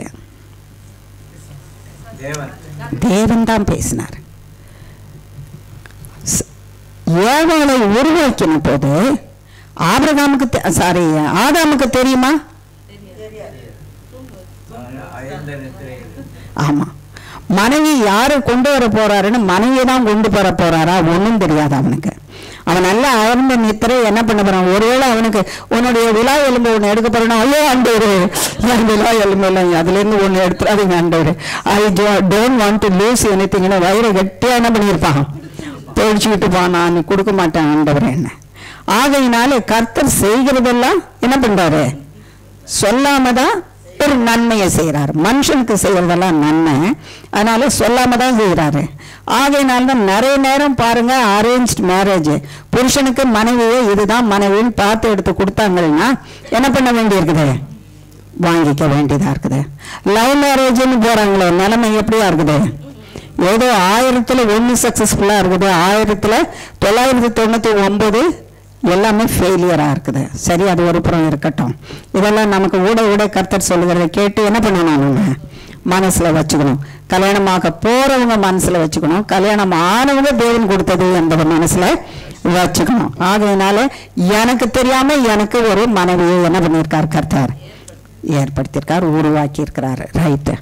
ஆகையினால அந்த எலும்பை எடுத்து கொண்டு போய் அழகா ஒரு ஏவாளை உருவாக்கி அந்த மகள் இடத்துல என்ன சொல்லியிருப்பாருன்னு நினைக்கிறீங்க? அவ கண்ணை திறந்த போது யாரை தான் பார்த்திருப்பா? ஜாமா, சூப்பரு. விடிய ராமாயணம் கேட்ட கதை தான் இது. கண்ணை திறந்த உடனே யாரை தான் பார்த்திருப்பாவா?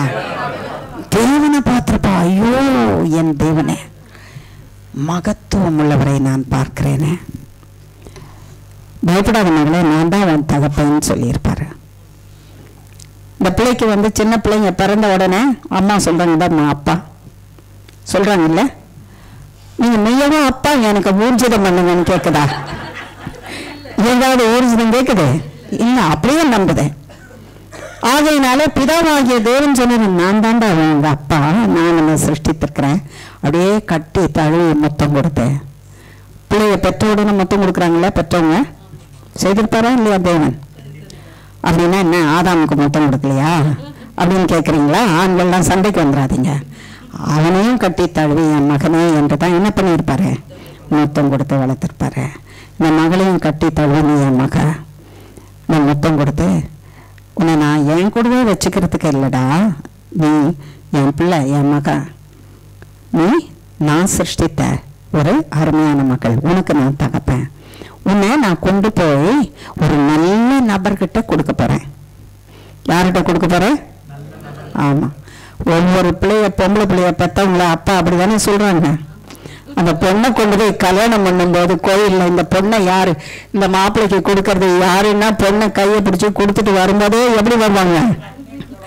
கண்ணீர் குளமா அந்த இடத்துல ஆறா பெருகி அது ஒரு ஃபவுண்டன் மாதிரி இருக்கும், அது ஊற்று பெருகிட்டு போகும் அந்த இடத்துல.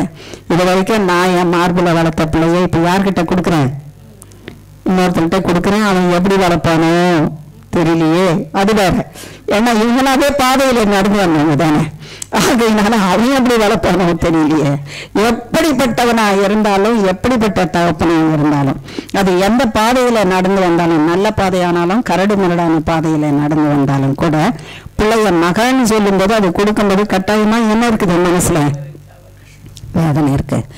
ஆனா பிதாவாகிய தேவன் ஏவாளை உருவாக்கி ஆதாம் இடத்துல கொண்டு போய் கொடுக்கும்போது அழுதுப்பாரா? என்ன சந்தோஷமா கொண்டு போய் கொடுத்துருப்பாருல்ல. ஆதாமே, நான் உனக்கு ஒரு மனைவியை சிருஷ்டித்து கொண்டு வந்திருக்கிறேன். அவதான் சூப்பர், என்னது சூப்பர் வேர்ல்டு. அவன் என்னென்ன world, miss world, miss universe எல்லாம் சொல்றாங்களே, அது போல மிஸ் வேர்ல்டு நான் மிஸ் வேர்ல்டு உனக்கு நான் பாரு சிருஷ்டித்து கொண்டு வந்திருக்கிறேன். உன்னை சந்தோஷப்படுத்துறதுக்கு நான் இப்படி கொண்டு வந்திருக்கிறேன். இவ தான் உன்னோட கூட இருப்பான்னு நான் சொல்ல போறேன் மகளே. அவன் நல்லவன். அவன் யாரு? நல்லவன். அவன் உன்னை நல்லா பார்த்துக்குவான். அப்பா நான் எப்படி சிருஷ்டித்திருக்கிறேனோ அப்படியே பார்த்துக்குவான். அப்பா நான் உங்களை கைவிடவே மாட்டேன். 2 பேரையும் வலது கரத்துல ஒருத்தரை, இடது கரத்துல ஒருத்தரை பிடிச்சிட்டு நடத்துவேன். உனக்கு ஒரு குறைவும் கிடையாது. ஏதேனும் தோட்டத்துல உனக்கு என்னென்ன வேணுமோ எல்லாம் இருக்கு. ஒரு புறம் பொண்ணு விளையுது, ஒரு புறம் கோமதுவம் விளையுது. உனக்கு என்னெல்லாம் வேணுமோ நீ எல்லாமே சம்பாதிச்சுக்கலாம், எடுத்துக்கலாம். குடிக்கலாம்னா குடின்னுட்டு பாருக்கு போயிடாதுங்க. நல்ல ஜீவ தண்ணீரை குடிக்கலாம், நல்ல பழத்தை சாப்பிடலாம் அப்படின்னு நிறைய காரியத்தை சொல்லி உனக்காக அவன் தோட்டத்தெல்லாம் பண்படுத்தி வச்சிருக்கிறான், சுத்தமா வச்சிருக்கிறான். ஒரு நல்ல கணவன்னா நீ நல்லா வச்சு என்ன பண்ணணும், நீங்க 2 பேரும் சந்தோஷமா வாழ்ந்திருக்கணும். வா, நான் உனக்கு காட்ட போறேன், அவனை அழைச்சிட்டு போறேன்னு கொண்டு போயிருப்பாரு. அது என்ன செய்திருப்பாரு? இல்லை அப்படி உருவாக்கிட்டு டக்குன்னு ஒரு தூக்கி போட்டிருப்பாரா? இல்லை. அங்க கிட்ட போன போது ஆதாம அவன் நித்திரை செய்தவனாதான் பார்த்தாவான், விழிச்சிட்டு இருக்கிறவனா பார்க்கல. அங்க கண் விழித்த போது ஆதாம் யாரை பார்க்கறான்? ஏவாளை பார்க்கறான். முதல்ல கண் விழிச்ச போது உருவாக்கின போது யாரை பார்த்தான்? தேவனை பார்த்தான். எப்பொழுது அவன் உறங்கி எழும்பும் போது யாரை பார்க்கறான்? ஏவாளை பார்க்கறான். யாரு ஆண்டவரே? இது உனக்காக, உனக்கு மனைவி, உன் சரீரத்தில், உன் எலும்பில் இருந்து, உன் சரீரத்தில் இருக்கிற எலும்பில இருந்து உனக்காக நான் செய்து கொண்டு வந்திருக்கேன். உன் சரீரத்தில் சரீரம், உன் எலும்பிலே எலும்பு, உன் மாம்சத்துல மாம்சம். ஆகையினாலே இவன் மனுஷன்னு சொல்லிட்டான். நான் மனுஷன், இவள் மனுஷி. இனி நீங்க 2 பேரும் என்ன பண்ணணும்? இசைந்து நீங்க வாழணும்னு சொல்லிட்டான். இசைந்து வாழணும். இவங்க 2 பேரோட பேசினது, முதல் பேசினது கர்த்தராகிய தேவன். அவருடைய வார்த்தை தான் அவங்க கேட்டு என்ன செய்யணும்? வாழணும். எவ்வளவு சம்பிரமமாய் நான் உங்களை கொண்டு வந்து ஒரு வாழ்க்கையை ஏற்படுத்தி கொடுத்தாலும் நீங்க கேட்க வேண்டியது யாருடைய வார்த்தை? கர்த்தருடைய வார்த்தை. இந்த கர்த்தருடைய வார்த்தையை விட்டு யாருடைய வார்த்தையை கேட்டேன்? சாத்தானுடைய வார்த்தையை கேட்டுட்டேன். சாத்தானுடைய வார்த்தையை கேட்ட மாத்திரத்துல செத்து போனேன். ஜீவனோட இருக்க வேண்டிய நீ திரும்பவும் ஜீவனுக்கு வர முடியாதபடிக்கு சாத்தானுடைய வார்த்தையை கேட்டதும் நீ என்ன பண்ண? செத்து போன. ஆதாமே, செத்து போன வார்த்தை உன் மனைவியின் வாயிலிருந்து வந்ததை நீ கேட்டதுனால நீ செத்து போட்ட. என்ன அழகா ஒரு எக்ஸ்பிளைன் பண்ணாரு பாருங்க. இது யாரால சொல்லி கொடுக்க முடியும்? கர்த்தரால தான். மனைவி சொன்ன வார்த்தை, மனைவி சொல்லிருக்கலாம் இந்த பழம் நல்லா இருக்குது சாப்பிடுங்க, என்ன பேசினான்னு நமக்கு தெரியாது. ஆனால் மனைவி சொன்னது யாருடைய வார்த்தை? சாத்தான் இடத்திலிருந்து சொன்ன வார்த்தை. சாத்தான் என்ன சொல்லி இருக்கிறான்? அங்க நீ சாக மாட்டேன்னு சொன்னான். இந்த பழத்தை சாப்பிட்டு சாகவே மாட்டோமா? நம்ம தேவனை போல இருப்போமா? தேவனை போலவே வாழலாமா? கொஞ்சம் சாப்பிட்டு பாருங்க.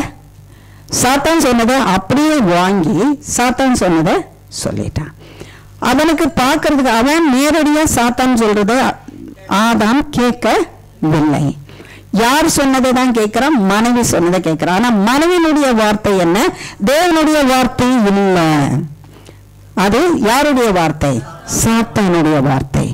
ஆகையினாலே சாத்தானிடத்திலிருந்து வாங்கி மனைவி உனக்கு சொன்ன சாத்தானுடைய வார்த்தையை நீ என்ன பண்ண? கேட்டு அதுக்கு கீழ்ப்படிஞ்ச. ஆகையினாலே பூமி உன் நிமித்தமாக என்ன செய்யப்பட்டிருக்குது? சபிக்கப்பட்டு போயிடுச்சு. நீ நல்லா அலசி பார்த்திருக்கலாம். ஒரு க்ஷணம் உன்னிடத்துல பேசினது நானு, இதை சாப்பிட்டா சாவேன்னு சொன்னது நானு. உன் தகப்பனுடைய வார்த்தைக்கு நீ செவி கொடுக்காம இப்ப சாத்தான் யார் ரூபத்துல இருக்கான்? மனைவியின் ரூபத்துல இருக்கிறான். இப்போ தப்பான ஆலோசனை கொடுத்தது யாரு? மனைவி. ஆகையினாலே சாத்தானுடைய காதுல வாங்கிட்டா சாத்தானாகவே இருக்கிறான். ஆமாவா இல்லையா?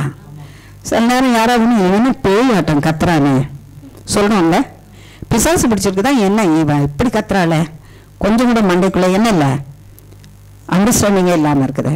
நமக்கே தெரியுது பேய் என்ன, நம்ம பார்த்ததே இல்லை, அது எப்படி பேசுதுன்னே தெரியாது. ஆனா பேய் கத்துற மாதிரி என்ன பண்றா சொல்றான்ல, பேய் பிடிச்சவனாட்டம் பண்றான், பிசாசு பிடிச்சவனாட்டம் பண்றான். யாராவது பார்த்துருக்குமா? நல்லது பார்க்காதீங்க. அவன் சொன்னதை நேரடியா கேட்டிருக்கோமா? உள்ளத்துலதான் பேசிட்டு இருக்கிறாங்க. நேரடியா பார்த்தோம்னா நம்ம அவனை இயேசுவின் நாமத்தினால துரத்திடுவோம். ஆகையினால நேரடியா வந்து என்ன செய்ய மாட்டான்? பேச மாட்டான். ஆகையினால வார்த்தையில தான் என்ன செய்வான்? பேசிட்டு இருப்பான். ஒரு முறை பாம்பின் வடிவத்துல வந்தது போதும், அது பாம்பு தலை நசுங்கி போச்சு. இனி யாருக்கு மூலமா வந்தாலும் அவங்க தலை நசுங்கி போனா அவனுக்கு ஆயுதமே இல்லாத போயிடும். ஆமாவா இல்லையா? ஆகையினால எல்லா தலையும் நசுங்கி போயிடணும். காது கேட்குற காது இருக்குதுன்னு காதில் மட்டும் என்ன செய்யறான், உள்ளத்தில் இருக்கிற செவிகள் கேட்கும்படிக்கு காதில் கேட்டுட்டு இருக்காங்க. ஆகையினால சொன்னாராம், உன் மனைவி இப்பொழுது சாத்தானா இருக்கிறான். ஏன்னா சாத்தானுடைய வார்த்தை அவளுக்குள்ள ராஜரீகம் செய்து, உனக்குள்ள எனக்குள்ள சாத்தானுடைய வார்த்தை ராஜரீகம் செய்து கொண்டவன் யார்தான்? செய்யாதேன்னு சொன்னதை நம்ம செய்தோம்னா என்னதான், என்ன பண்றது? இதுல இருக்கிறதுல செய்யாதேன்னு சொன்னதை நம்ம செய்தோம்னா யார்தான் நம்ம? ஆனா நம்ம என்ன சொல்றோம், நம்ம என்ன மாதிரி பரிசுத்தவான் யாரும் இல்லை, என்ன மாதிரி நீதிமான் யாரும் இல்லை, நான் இன்னைக்கு மாதிரி தான் தேவனுடைய பாதப்படியில் போய் நிற்பேன் அப்படின்னு சொல்லிட்டு தெரிஞ்சிட்டு இருக்கிறோம். உள்ளத்துல தேவனுடைய வார்த்தைக்கு கீழ்ப்படிதல் இருக்குதா? தேவனுடைய வார்த்தை இருக்கா? சாத்தான் கொண்டு வந்திருக்கிற வார்த்தை இருக்கா? உன் தேவனுடைய சத்தம் முதலாவது உன் செவிகளிலே பேசிட்டு அதை கேட்டு நீ வாழ்ந்த போது நீ வாழ்ந்தாய். சாத்தான் உன் இடத்துல பேசினா அதை கேட்டு நீ வாழ்ந்த போது செத்தாய். நீ செத்தாய். உன் நிமித்தமாக பூமியானது சபிக்கப்பட்டு போயிற்று. ஆகையினால கர்த்தர் சொன்னாரா, நீ கேட்கிற வார்த்தை யாருடையதாய் இருந்தால் நீ தழைப்பாய். கர்த்தருடைய வார்த்தை. நீ கேட்கிற வார்த்தை யாருடையதாய் இருந்தால் நீ சாவாய். ஆமா, நீ ஆசீர்வாதமாய் இராது இருக்க வேண்டுமானால் யாருடைய வார்த்தையை கேட்கணும்? சாத்தானுடைய வார்த்தை. நீ ஆசீர்வாதமாய் இருக்குமா வேண்டுமானால் ஆசீர்வாதமே இல்லாத போது நீ கேட்க வேண்டிய வார்த்தை யாருடைய வார்த்தை? கர்த்தருடைய வார்த்தை. நீ கேட்கிறது யாருடைய வார்த்தை? உன்னை சிருஷ்டித்தவருடைய வார்த்தையாய் இருக்க கடவுது. உன்னை சிருஷ்டித்தவருடைய வார்த்தையை நீ கேட்டு அதன்படி செய்வாயானால் நீ பிழைப்பாய், நீ ஆசீர்வாதமாய் இருப்பாய். இந்த வருடம் உனக்கு எப்படியா இருக்கும்? மிகுந்த ஆசீர்வாதமா இருக்கும். நீயும் தேவனமாக என்ன செய்யலாம்? தேவனுடைய வார்த்தை உனக்குள்ள இருக்கும் பொழுது நீயும் தேவனும் அப்படியே சங்கிலியை போல கட்டுண்டு கிடக்கிறத போல இருக்கும். நீ அப்படி வாழ முடியும். ஏன் சாராளை பற்றி அந்த இடத்துல கர்த்தர் சொன்னாருன்னா, சாராளுக்கு அப்பதான் புத்தி தெளிவே வந்ததாம். 9ஆம் வசனத்துல அடிமை பெண்ணை பார்த்த போது அவன் பையன் என்ன செய்யறானா, தன்னுடைய பிள்ளைய அவ முதல்ல சாத்தானுடைய வார்த்தையை கேட்டா, கர்த்தர் சொன்னாரா நான் உனக்கு பிள்ளைய கொடுப்பேன்னு. அந்த பிள்ளை வேணாம், சாத்தான் வந்து சொன்னானா சாராட்ட, அந்த பிள்ளை உனக்கு எங்கேருந்து கொடுக்க போறாரு? வயசு என்ன உனக்கு? உன் ஹஸ்பண்டுக்கு என்ன வயசு? பிள்ளையா பெற போற, நீ வளர்க்க போறியா? உனக்கு ஒன்றுமே கிடையாது. அதனால ஒன்று என்ன பண்ணி, உன் அடிமை பெண்ணு இருக்குதுல்ல, அந்த பெண்ணு மூலமா நீ என்ன பண்ண, ஒரு பிள்ளைய பெற்றுட்டு அவ பிள்ளைய பெற்று அப்படியே கொண்டாந்து இருந்தா அப்படிமா அப்படின்னு உன்கிட்ட கொடுத்துருவா. நீ அவ என்ன பண்ணலாம், உனக்காக வளர்த்து கொண்டு வரலாம். ஆபிரகாமின் சந்ததியாக அது மாறி போகும் அப்படின்னு ஆலோசனை கொடுத்தாலாம். ஏவாளுக்கு ஆலோசனை கொடுத்தவனா கொடுத்தா. ஏன்? தேவனுடைய சந்ததி பரிசுத்த சந்ததியை கெடுக்க. தேவனுடைய சந்ததி அடிமைத்தனத்தின் சந்ததி அல்ல, சுயாதீனத்தின் சந்ததி. அந்த சுயாதீனத்தின் சந்ததி வரக்கூடாது என்பதற்காக அடிமைத்தனத்தின் சந்ததியை கொண்டு வரணும்னு திட்டம் போட்டான். இவளுக்கு ஆமாம்மா ரொம்ப இல்லை, ரைட், நீங்கள் சொல்றது சரிதான், வயசும் இப்படிதான் இருக்குது, வழிபாடும் இல்லை, நான் சொல்றது சரியா தான் இருக்குது, தேவனும் பிள்ளையை கொடுப்பேன்னாரு. அவருக்கு கொஞ்சம் தெரியாம போச்சா நான் எப்படி இருக்கிறேன்னு? என் சரீரம் அவருக்கு தெரியுமா தெரியாதா? அவர் கண்கள் ஸ்கேன் பண்ணுமா பண்ணாதா? நான் எப்படி இருக்கிறேன்னு தெரியுமா தெரியாதா அவருக்கு? அவர் தப்பு பேசிட்டு சாரி நான் தப்பா பேசிட்டேன் அப்படின்னு சொல்வாரா? சொல்ல தெரியல. பார்த்தீங்களா? சாத்தான் பேசும்போது டிசீவர், ஏமாற்றுகிறவன், அப்படியே வந்து ஏமாந்து போகும்படிக்கு செய்கிறவன். வெளிப்படைமையோட தேவனுடைய வார்த்தை நமக்குள்ள இருந்தாதான் நம்ம அவனை எதிர்த்து என்ன செய்ய முடியும், நிற்க முடியும். No no no no whatever it may be, அது எப்படியா இருந்தாலும் சரி, தேவன் சொல்லிட்டாருன்னா கட்டாயமா தேவன் என்ன பண்ணுவாரு, செய்தே ஆவாரு. ஆகையினால இந்த வயசுல ஆனாலும் நான் பிள்ளையை பெறுவேன்னு சொல்றதுக்கல்லால முடியல. சாத்தான் வார்த்தையை கேட்டா, சாத்தானுக்கு கீழ்ப்படிஞ்சா, அடிமை பெண்ணை கொடுத்தா, அடிமை பெண்ணினுடைய அடிமை பிள்ளையை பெற்றெடுத்தா. அடிமை பிள்ளை இப்ப என்ன செய்து சுதந்திரத்தை பார்த்து பரிகாசம் பண்ணுகிறது. என்ன பண்ணுது? சாத்தான் தேவனுடைய நம்பிக்கையை பார்த்து பரிகாசம் பண்ணுவானா பண்ண மாட்டானா? உங்களையும் என்னையும் பார்த்து யாரு என்ன உனக்கு தேவன் செய்துவாருன்னு இன்னும் காத்துன்னு இருக்கிற நீ சொல்றேனே இல்லையா? நீ காலையில சொல்ல உங்ககிட்ட நேற்று படுக்கைக்கு போகும்போது சொல்லலை சொன்னேனே இல்லையா? இல்லைன்னு நம்பிட்டு இருக்கிறேன். நிம்மதியா நீ தூங்கிடுவியா? அந்த நிம்மதி வேணும் தூக்கத்துலன்னு நீ கேட்குற. என்னத்தை பண்ணி கழிச்சிட்டாரு அவர் செய்துவாருன்னு இன்னும் நம்பிட்டு இருக்கிறியா? அவர் ஒன்றும் செய்ய போறதில்லை. இப்படியே போகும். வருஷம் கூட ஆயிடுச்சு, இன்னும் கொஞ்சம் காலம் இருக்கும். அந்த காலத்துல நீ என்ன பண்ணலாம்? டொப்புன்னு குழியில போய் படுத்துக்கலாம். நீ படுத்துக்கிட்டேன்னா உனக்கு ஒன்றும் தெரிய போறதில்லை. இருக்கிறவங்க படுறது அப்படியேதான் பட்டுட்டு போறாங்க. நீ நம்புறதெல்லாம் பிரயோஜனம் இல்லை. ராத்திரி சொன்னான்ல, படுக்கையில சொன்னான்ல, காலையில சொன்னான்ல, வரும்போது சொன்னான்ல, இப்படியே நான் வரேன் இந்த ஜபத்துக்கு, என்ன நன்மையை கண்டு கிழிச்சேன், என்ன புதுசு நடந்துருச்சு சொல்றான்ல, சொல்லிட்டு இருக்கிறான். அதை கேட்டோம்னா கட்டாயமா அழிஞ்சு போவோம். இம்பாசிபிலிட்டிஸ், முடியாதது, இல்லாதது, செய்ய முடியாத, மனுஷனால முடியாதது, மனுஷன் இடத்துல இல்லாததை தான் சாத்தான் பெருசுப்படுத்தி காட்டுவானா. நீ நம்பிட்டு இருக்கிறிய அந்த இம்பாசிபிலிட்டிஸ், முடியாதவைகள், அவைகள் எல்லாவற்றையும் உன் தேவனும் என் தேவனும் செய்வாராம். கட்டாயமா செய்வாரு. யாராலும் மனுஷனுடைய மூளையை சிருஷ்டிக்க முடியாது, மனுஷனுடைய கண்களை சிருஷ்டிக்க முடியாது, மனுஷனுடைய அவயவத்தை சிருஷ்டிக்க முடியாது, மனுஷனுடைய ஒரு அடுத்த மனுஷனை ஒருத்தரால சிருஷ்டிக்க முடியாது. அவருடைய சத்தியத்தின்படி, அவர் வேரின்படி, அவர் வித்தின்படி செய்தால் ஒழிய முடியாது. அப்படிப்பட்டவர் முடியாதவைகளை செய்கிற முடியாத man is a complicated person. அதாவது சால்வ் பண்ண முடியாதபடிக்கு, விளங்கிக் கொள்ள முடியாதபடிக்கு இருக்கிற ஒரு பண்டில், ஒரு சிக்கு மனுஷன் சிருஷ்டிக்கப்பட்டிருக்கிறான்.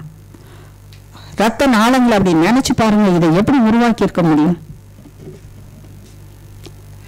மூளையிலிருந்து கடந்து வருகிற நரம்புகள் இப்படி மேலே இருக்கிறதுல எல்லாம் அப்படி உணர்வு இருக்குது. அது டாக்டர்ஸ்க்கு தான் தெரியும், நமக்கே தெரியும். சில நேரம் அப்படி தேஞ்சு போச்சோன்னா எப்படி இருக்குன்னு. அந்த நரம்புகளை எப்படி சிருஷ்டிக்க முடியும்? என்னால சிருஷ்டிக்க முடியுமா? கொஞ்சம் யோசித்து பாருங்க.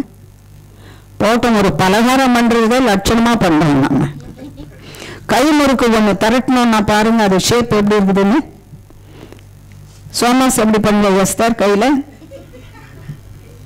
நல்லா பண்ணுவியா? சூப்பரா? ஸ்பெஷலிஸ்ட் பாருங்க யாரு யாருக்கு சப்போர்ட் கொடுக்குறாங்க. சோமாஸ் பண்றதுல எஸ்தர் ஸ்பெஷலிஸ்ட். அதை மூடுறதுக்கு அழுத்துறாங்க இல்ல, எல்லாம் ஈக்குவலா இருக்குது. அழுத்தீங்களா?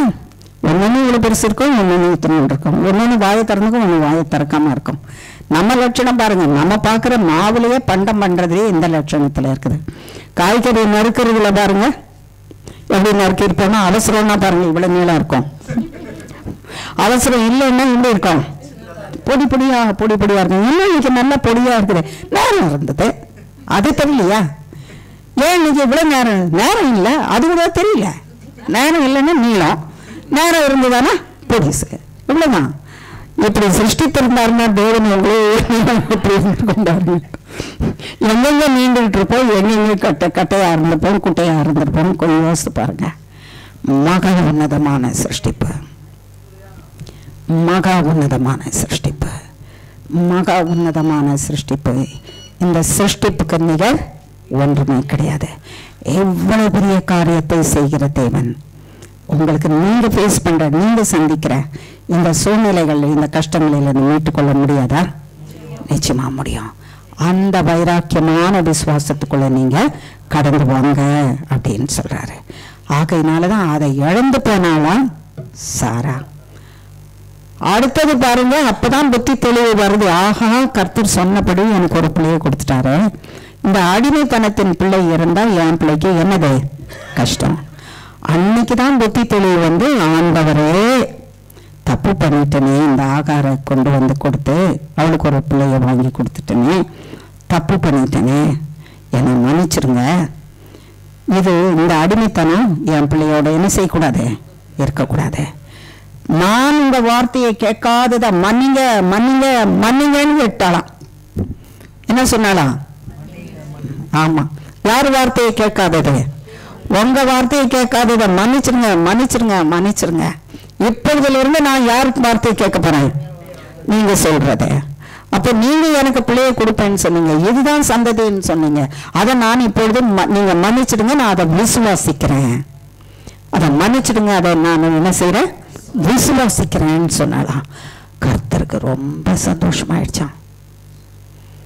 என்ன சந்தோஷம்! எப்போதாவது புத்தி வந்து என்ன விசுவாசிக்கிறிய? எப்பொழுதாவது புத்தி வந்து நீ என்ன செய்ற? விசுவாசிக்கிறிய. இதே மனுஷனா இருந்தா என்ன சொல்லிருப்போம்? எந்த நெஞ்சை வச்சுட்டு கேட்கிறேன்? அப்ப இப்படி போனீங்க, இப்ப எந்த நெஞ்சில வந்து என்ன பாக்குற கேட்கிற சொல்லுவாங்களா? சொல்ல மாட்டாங்களா? சொல்லுவாங்க. எந்த மூஞ்சி? கர்த்தர் என்ன சொல்றாரா? இந்த மூஞ்சி இப்போவாது என்கிட்ட வந்துருச்சு, இப்போவாது நீ நம்பிட்டிய, இப்போவாவது நான் யாருன்னு தெரிஞ்சுக்கிட்டிய, இது போதும்டா எனக்கு. இனி நீ என்ன செய்யலாம்? பாவத்தை உன்னிடத்திலிருந்து என்ன பண்ணலாம்? எடுத்து போடுறதுக்கு வாய்ப்பு. பாவத்தை வாங்கி கொண்டதை எப்படி நீ எடுக்க முடியும்? கீழ்ப்படிதலினாலே. என்ன கீழ்ப்படிதல்? ஆண்டவரே, நீர் சொன்னதுதான் சத்தியம், நீர் வல்லமை உள்ள தேவன், நீர் கொடுக்கிறேன்னு சொன்னதுக்கு நான் பொறுமையை காத்திருக்கணும். காத்திராதபடி பெற்றுக்கொண்டது நஷ்டம், கஷ்டம், மரணம் பரியதமா அது வேதனையை உண்டு பண்ணுகிறதா இருக்கிறது. இது மன்னிச்சிருங்க, என்ன மன்னிப்பு, என்னை மன்னிச்சிருங்க, இனிமே உங்களுடைய கரத்தை நான் விசுவாசிக்கிறேன், என்னை மன்னிங்க, நான் விசுவாசிக்கிறேன்னு கேட்டாலாம். ஆகையினால இது முதற்கொண்டு அவள் என்றைக்கு அந்த வார்த்தையை அவள் கேட்டாலோ தேவனிடத்துல, கர்த்தராகிய தேவன் அவளுக்கு மன்னித்து அந்த பாவ செயலையும் மன்னித்து அவள் கேட்ட அந்த வேண்டுதலை ஏற்றுக்கொண்டு அவளுக்கு கிருபை உள்ளவராய் இருந்த உனக்கு உன் விசுவாசத்தின்படி உனக்கு ஆக கடவுது. என்னுடைய சந்ததி இதுல பிறக்கும். அவருடைய சந்ததி யாரு? கர்த்தராகிய இயேசு கிறிஸ்து. பிறக்கிறதுக்கு நீ உன்னை ஒப்பு கொடுத்திருக்கிற. உன்னுடைய மனத்தாழ்மை, உன்னுடைய மன வருத்தம், உன்னுடைய கீழ்ப்படிதல் என்னுடைய மகன் இயேசு பிறக்கிறதுக்கு வழியை திறந்து கொடுத்திருக்கிறது. I appreciate you, you stand firm in my word. நீ சொன்னதை சொன்னபடியே நான் செய்கிறேன். ஆகையினால நீ சொன்னதை நான் கேட்டுக்கிட்டேன், உன் மன்னிப்பை நான் கொடுத்துட்டேன், உன் மனம் திரும்புதலை நான் ஏற்றுக்கொண்டேன், உன்னுடைய விருப்பத்தை நான் என்ன செய்கிறேன்? நிறைவேற்றேன். உன் கீழ்ப்படிதலிலே என்ன பண்ண கடைசி பண்ணலாம்? நிலைத்திரு. என் வார்த்தை உனக்குள்ள இருக்கட்டும். நான் உன்னுடைய வார்த்தையை என்ன செய்கிறேன்? எடுத்துக்கிறேன். அதனாலதான் சொன்னாராம் ஆபிரகாம் கிட்ட, ஆபிரகாமே, உன் மனைவியாகிய சாராள் சொல்லுகிற எல்லாவற்றையும் கேளுன்னு. சாத்தான் சொன்னதை கேட்ட போது உனக்கு மரணம், நஷ்டம். தேவன் சொன்னதை கேட்ட போது உனக்கு வாழ்வு, ஆசீர்வாதம். ஆகையினால கீழ்ப்படிதல், தேவனுடைய வார்த்தையில எப்பொழுதும் கீழ்ப்படிதல் இருக்கிறது. அந்த கீழ்ப்படிதலில நிச்சயமா என்ன இருக்கிறது? வாழ்வு இருக்கிறது. தேவனுடைய வார்த்தையை விசுவாசித்தாதான் கீழ்ப்படிய முடியும். அந்த கீழ்ப்படிதலில வாழ்வு இருக்கிறது. ஆகையினால கர்த்தருக்குள்ள அருமையானவர்களே, நான் என்கிறவர் என்ன செய்யறேன் பார்த்தீங்களா? அப்படியே உங்களுக்கு இழந்து போன அந்த ஆசீர்வாதத்தை திரும்ப கொடுக்கிற தேவனா இருக்கிறேன். உன் நிமித்தமாய் நீ சாத்தானுடைய வார்த்தையை நீ கேட்டது நிமித்தமாக நான் பூமியை உனக்கு சபித்தேன், ஆசீர்வாதம் இழந்து போச்சு. என் வார்த்தையை சாராள் கேட்டு உனக்கு சொன்னதுனால உன்னை நான் என்ன செய்றேன்? ஆசீர்வதிக்கிறேன். ஆதியாகமம் 8ஆம் அதிகாரம்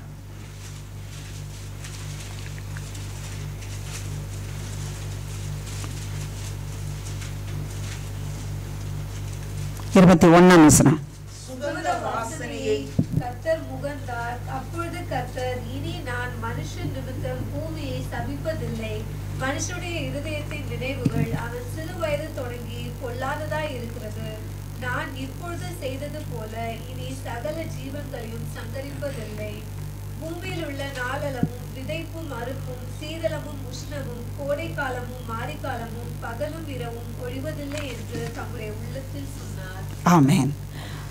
பாருங்க, சுகந்த வாசனை அவர் முகந்தார். அந்த சுகந்த வாசனை சுத்தமான பலி, மிருகங்களை பலி செலுத்தினார்களாம். அந்த வாசனை அது தீயில இட்டு கொளுத்தும் போது, எரிக்கும் போது அதுல வந்து சுகந்த வாசனை அவர் முகந்ததுனால அவருக்கு மனதுக்கு திருப்தியா இருந்தது. நீ நானும் எந்த சுகந்த வாசனையை செலுத்த முடியுமா? கீழ்ப்படிதல். கீழ்ப்படிஞ்சாதானே சொந்த எண்ணத்தைலாம் என்ன செய்ய முடியும்?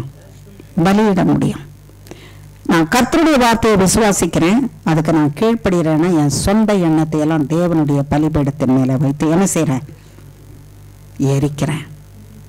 ஆண்டவரே, என் பிடிவாதம், என் சொந்த வழி, என்னுடைய சொந்த காரியங்கள், சொந்த எண்ணங்கள், சாத்தானுக்கு கேட்குற காரியங்கள், அதுக்கு கீழ்ப்படிஞ்ச காரியங்கள், so many things உங்களுக்கு விரும்பாததை எல்லாவற்றையும் நான் செய்திருக்கிறதெல்லாம் இன்னைக்கு வரைக்கும் நான் கர்த்தர் செய்வாரா இல்லையான்னு விசுவாசிக்காதபடிக்கு நான் இருக்கிற காரியங்கள் எல்லாவற்றையும் அப்படியே கொண்டு வந்து கிறிஸ்துவின் சன்னிதானத்தில் அவருடைய இரத்தமாகிய அக்னியிலே போடுகிறேன். அது பற்றி எரிய கடவுது. அந்த தீமையானது எரியப்பட்டு போகும்போது என் கீழ்ப்படிதல் என்கிற சுகந்த வாசனையை கர்த்தராகிய தேவன் முகர்ந்து பார்க்கிறாராம். முகர்ந்து பார்த்து சொல்றாராம், இனி நான் உன் நிமித்தம் பூமியை சபிப்பதில்லை. இனி நான் உன்னை சபிப்பதில்லை. உன் சாபத்தை எல்லாம் நான் என்ன செய்வேன்? ஆசீர்வாதமாக்குவேன். உன் சாபத்தை ஆசீர்வாதமாக்குகிறவன் நான் தான். நான் என்கிறவர் தான் செய்கிறேன். நான் உன் சாபத்தை எல்லாம் என்ன பண்றேன்? ஆசீர்வாதமாக்குறேன். இனி நான் சபிக்க மாட்டேன். உனக்கு வேண்டியது சகலமா செம்மையாக, சீதளம், மழை, கோடைக்காலம், விதைப்பு, அறுப்பு, சகலமா செம்மையாய் உனக்கு நடக்கும்படிக்கு அவன் காலத்துல என்ன செய்வேன். நீ ஆசீர்வாதமாயிருப்பாய். நீ ஆசீர்வாதமாக இருப்பாய். ஆகையினாலே கர்த்தராகிய தேவன் சொன்னாராம், நான் என்று சொல்லுகிற இந்த சர்வபலமுள்ள தேவன் நான் எப்படிப்பட்டவர் என்பதை நீ அறிந்து என் பிள்ளையாயிர என்னோட கைப்பிடிச்சு என்ன பண்ண நட. அப்பதான் நீ வாழ்வாய். ஜெபம் பண்ணலாம். சர்வபலமுள்ள தேவனே, உங்களுடைய வல்லமுள்ள கரங்களை தூரம் எங்களை நடத்தினதற்காக ஸ்தோத்திரம். உங்களுடைய வார்த்தை பேசினதற்காக ஸ்தோத்திரம். ஜீவனுள்ள தேவனே, உங்களுடைய வார்த்தைகள் எங்களை புதுப்பித்ததுக்காக ஸ்தோத்திரம். ஆண்டவரே, எங்களை மறவாத தேவன் சொன்னீர். ஆண்டவரே, உன்னைதான் நான் நினைச்சிட்டு இருக்கிறேன்னு சொன்னீர். ஆண்டவரே, உன்னை நினைச்சிட்டு இருக்கிறேன். உன்னை நான் மறக்கல. நான் உன்னோட கூட இருக்கிறேன். உன்னை கைவிட மாட்டேன். உன் இருதயத்தின் வேண்டுதலை விண்ணப்பத்தையும் உனக்கு நிறைவேற்றுவேன். நீ வேண்டிக் கொண்டதை காட்டிலும் அதிகமா செய்வேன். நீ எதையெல்லாம் எழுந்து போனையோ அதையெல்லாம் திரும்ப உனக்கு கொடுப்பேன். உன் போக்கில இருப்பேன், உன் வரத்தில் இருப்பேன், உன்னை கைவிடாமல் இருப்பேன். உன் சத்துருக்களை அழிப்பேன். உன் சத்துருக்களுக்கு முன்பாக ஜெயக்கொடியை நாட்டுவேன்.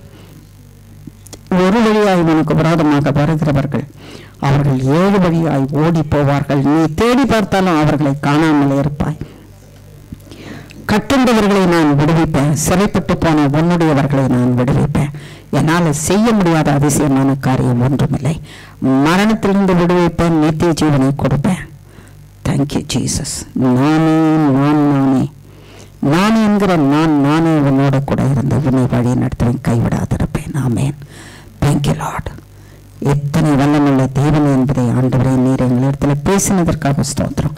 இவைகள் எங்கள் உள்ளத்தில் ஆழத்தில் பதிந்து இதன் பலனை நாங்கள் புசிக்க நீர் கிருபை செய்யும் சுவாமி. ஆண்டவரே, உண்மையிலே நிலைத்திருக்க கிருபை செய்ய எங்கள் கரத்தை உங்களுடைய கரத்தில் கொடுக்குறோம். பிடிச்சிங்க ஆண்டவரே. நீர் பிடிச்சி எங்களை வழி நடத்தும் சுவாமி. காத்துக்கொள்ளும், வழி நடத்தும். இந்த எல்லா விண்ணப்பங்களையும் கர்த்தராகிய இயேசு கிறிஸ்துவின் நாமத்தினாலே பாதம் பணிந்து தாழ்மையோடு கேட்கிறோம் பிதாவே. ஆமேன், ஆமேன், ஆமேன். என் ஆத்துமாவே கர்த்தரை ஸ்தோத்ரி. என் முழு உள்ளமே அவருடைய பரிசுத்த நாமத்தை ஸ்தோத்ரி. என் ஆத்துமாவே கர்த்தரை ஸ்தோத்ரி. கர்த்தர் செய்கிற சகல உபகாரங்களையும் மறவாதே. ஆமேன், ஆமேன், ஆமேன். இயேசுவின் ரத்தம் செய். இயேசுவின் நாமத்துக்கை ஸ்தோத்திரம். ஆமேன். God bless you.